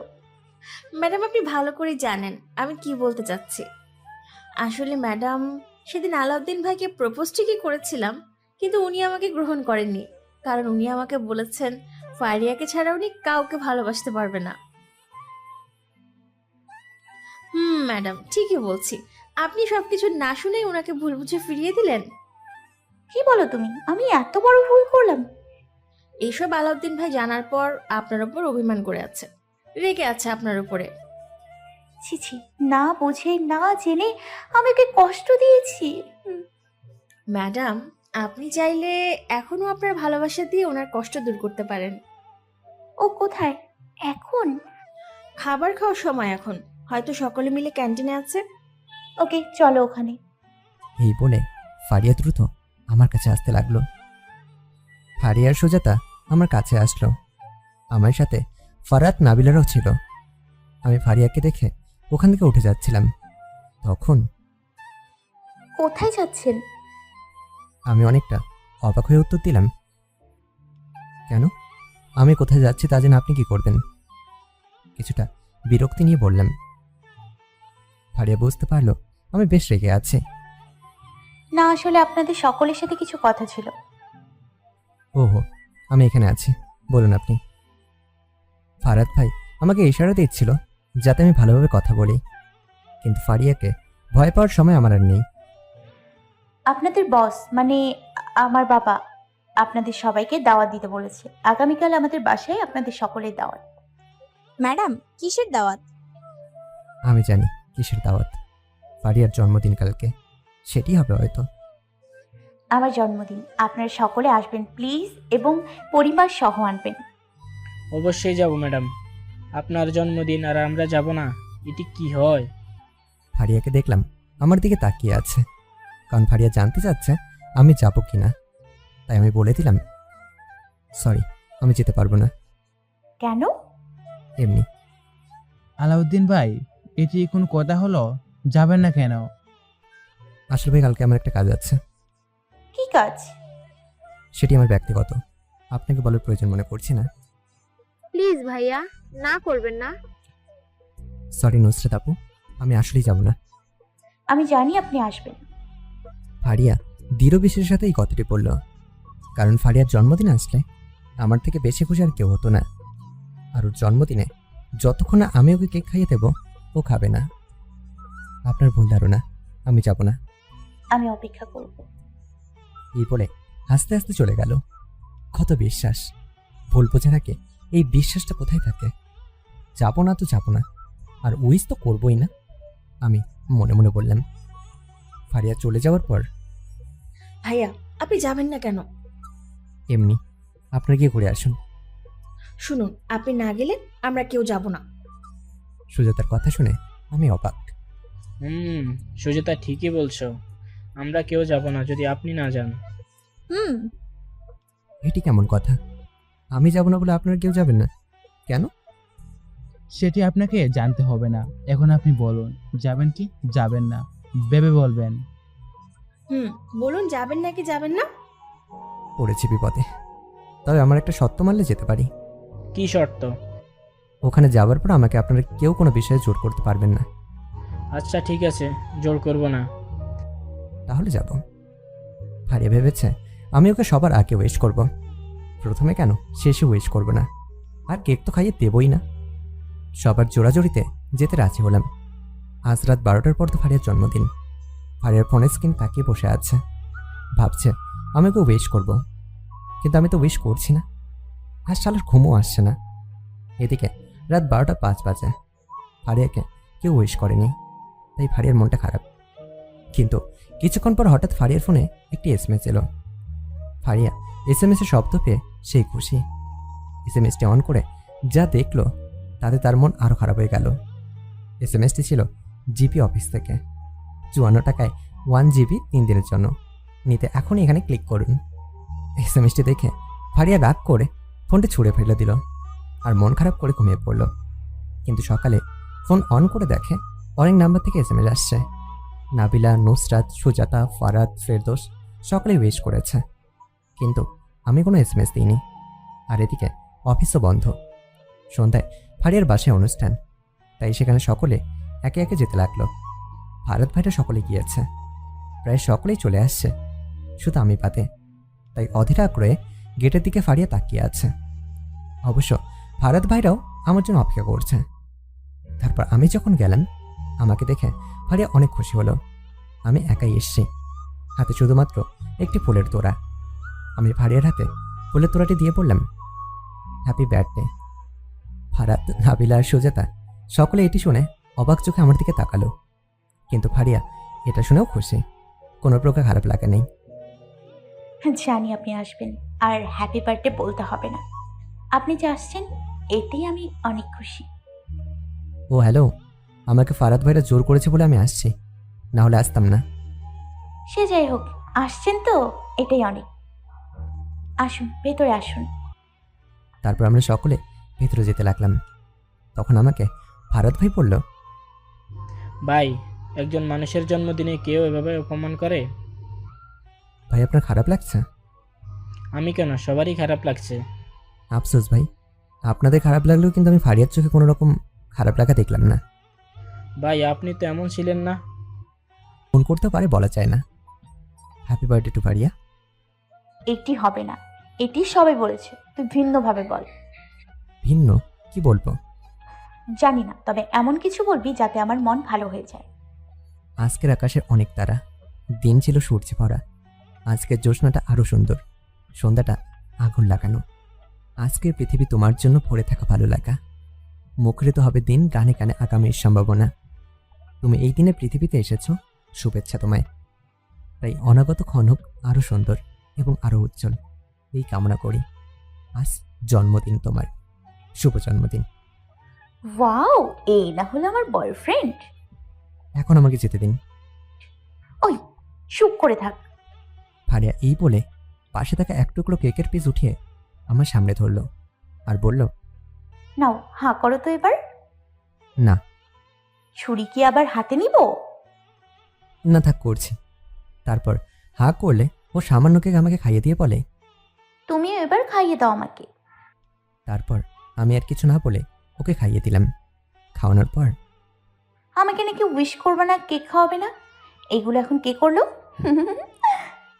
আমি কিছু না বলে বললাম, আমাকে এবার যেতে দিন। ওকে যাও। ফারিয়া আমাকে ছেড়ে দিল। আমি ছাড়া পেয়ে চলে আসছিলাম, কিন্তু পেছন থেকে ফারিয়া আমার হাত ধরে টান দিয়ে দেওয়ালের সাথে আমাকে ঠেকিয়ে ধরলো। তারপর 4 পাপড়ি এক করে দিল। উম্মা, উম্মা। আমি শুধু অবাক হয়ে ছাড়া পাওয়ার চেষ্টা করছি, কিন্তু ফারিয়া ছাড়ছে না। তারপর ফারিয়া যখন আমাকে ছাড়লো, তখন আমি ফারিয়াকে থাপ্পড় মারলাম একটা। ফারিয়া অবাক হয়ে মুখে হাত দিয়ে দাঁড়িয়ে আছে।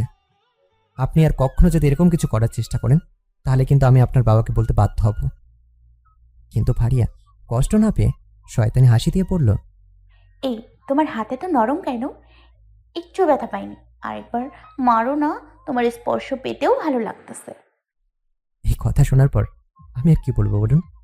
আমি অবাক হয়ে শুধু ফারিয়ার দিকে তাকিয়ে আছি। কি হলো, মারো না সোনা। আর শোনো, তুমি বাবার কাছে কেন? তুমি যদি দেশের প্রধানমন্ত্রীর কাছে গিয়েও নালিশ করো, তবুও তোমার পিছু আমি ছাড়ছি না। ধুর, আমি মুখে বিরক্তি ভাব নিয়ে বেরিয়ে আসলাম রুম থেকে। আর রুমের মধ্যে ফারিয়ার হাসি দেখে কে? আমি চাচ্ছি ফারিয়াকে একটু কষ্ট দিতে, কিন্তু এ তো দেখি কষ্ট পেতে চায় না, মনে করছে আমি ওর সাথে মজা করছি। দাঁড়াও, তোমাকে কিভাবে কষ্ট দিতে হয় আমি দেখছি। এসব ভাবতে ভাবতে নিচে চলে আসলাম। ঠিক তখন ফারিয়ার মা আমার কাছে আসলো। আমি ফারিয়ার মাকে চিনতাম, আর ফারিয়ার মাও আমাকে চিনত। আর আমাদের যে সম্পর্ক ছিল ফারিয়ার মা সেটা জানতো, কিন্তু ফারিয়ার বাবা রাজি ছিল না বলে এত কিছু। যাই হোক, আন্টিকে দেখে আমি সালাম দিলাম। আসসালামু আলাইকুম। ওয়ালাইকুম আসসালাম। কেমন আছো বাবা? জি ভালো, আপনি কেমন আছেন? জি বাবা ভালো। ফারিয়া আমাকে তোমার কথা বলেছে। কে বলেছে আন্টি? বলেছে তোমাকে ফিরে পেয়েছে, তোমাকেও বিয়ে করতে চায়। বাবা, তুমি কি আমার মেয়েকে আর ভালোবাসবে না? আমি ওকে সারা জীবন ভালোবেসে যাবো আন্টি। তাহলে আমরা কি তোমার বাসায় যাব বাবা? এখন না, আমি যখন বলবো তখন। তবে ফারিয়াকে কিছু বলতে পারবেন না। আচ্ছা ঠিক আছে, তুমি যা বলবে তাই হবে। ধন্যবাদ আন্টি। আচ্ছা, তুমি খাবার খাইছো তো? আপনার মেয়ে যে খাইয়েছে তাতে আমার 2 দিন না খেলেও চলবে, কথাটি মনে মনে বললাম। কিছু বললে বাবা? না আন্টি, কিচ্ছু খাবো না, আমি খাবার খেয়েছি আন্টি। মিথ্যে বললাম, কারণ সত্য বললে খেতে জোর করবে। যা খেয়েছি এরপর আর খেতে হবে না। ও আসো, তোমাকে ফারিয়ার সাথে কথা বলিয়ে দিই। না, আজ না, আজ আমি আসি, বাসে যেতে হবে। আচ্ছা ঠিক আছে। তারপর বিদায় নিয়ে বাসায় আসতে যাব, তখন সামনে দেখি ফারাদ ভাইরা। তারা সকলে একত্রে দাঁড়িয়ে আছে। আমাকে দেখে, কি ভাই, শ্বশুর বাড়ির খাবার কেমন খেলেন? আরে হব শ্বশুর বাড়ি। সকলে একসাথে হেসে উঠল। আমি হবু শ্বশুর বাড়ি থেকে যা খেয়েছি না, তা কোনো জামাই খাইনি।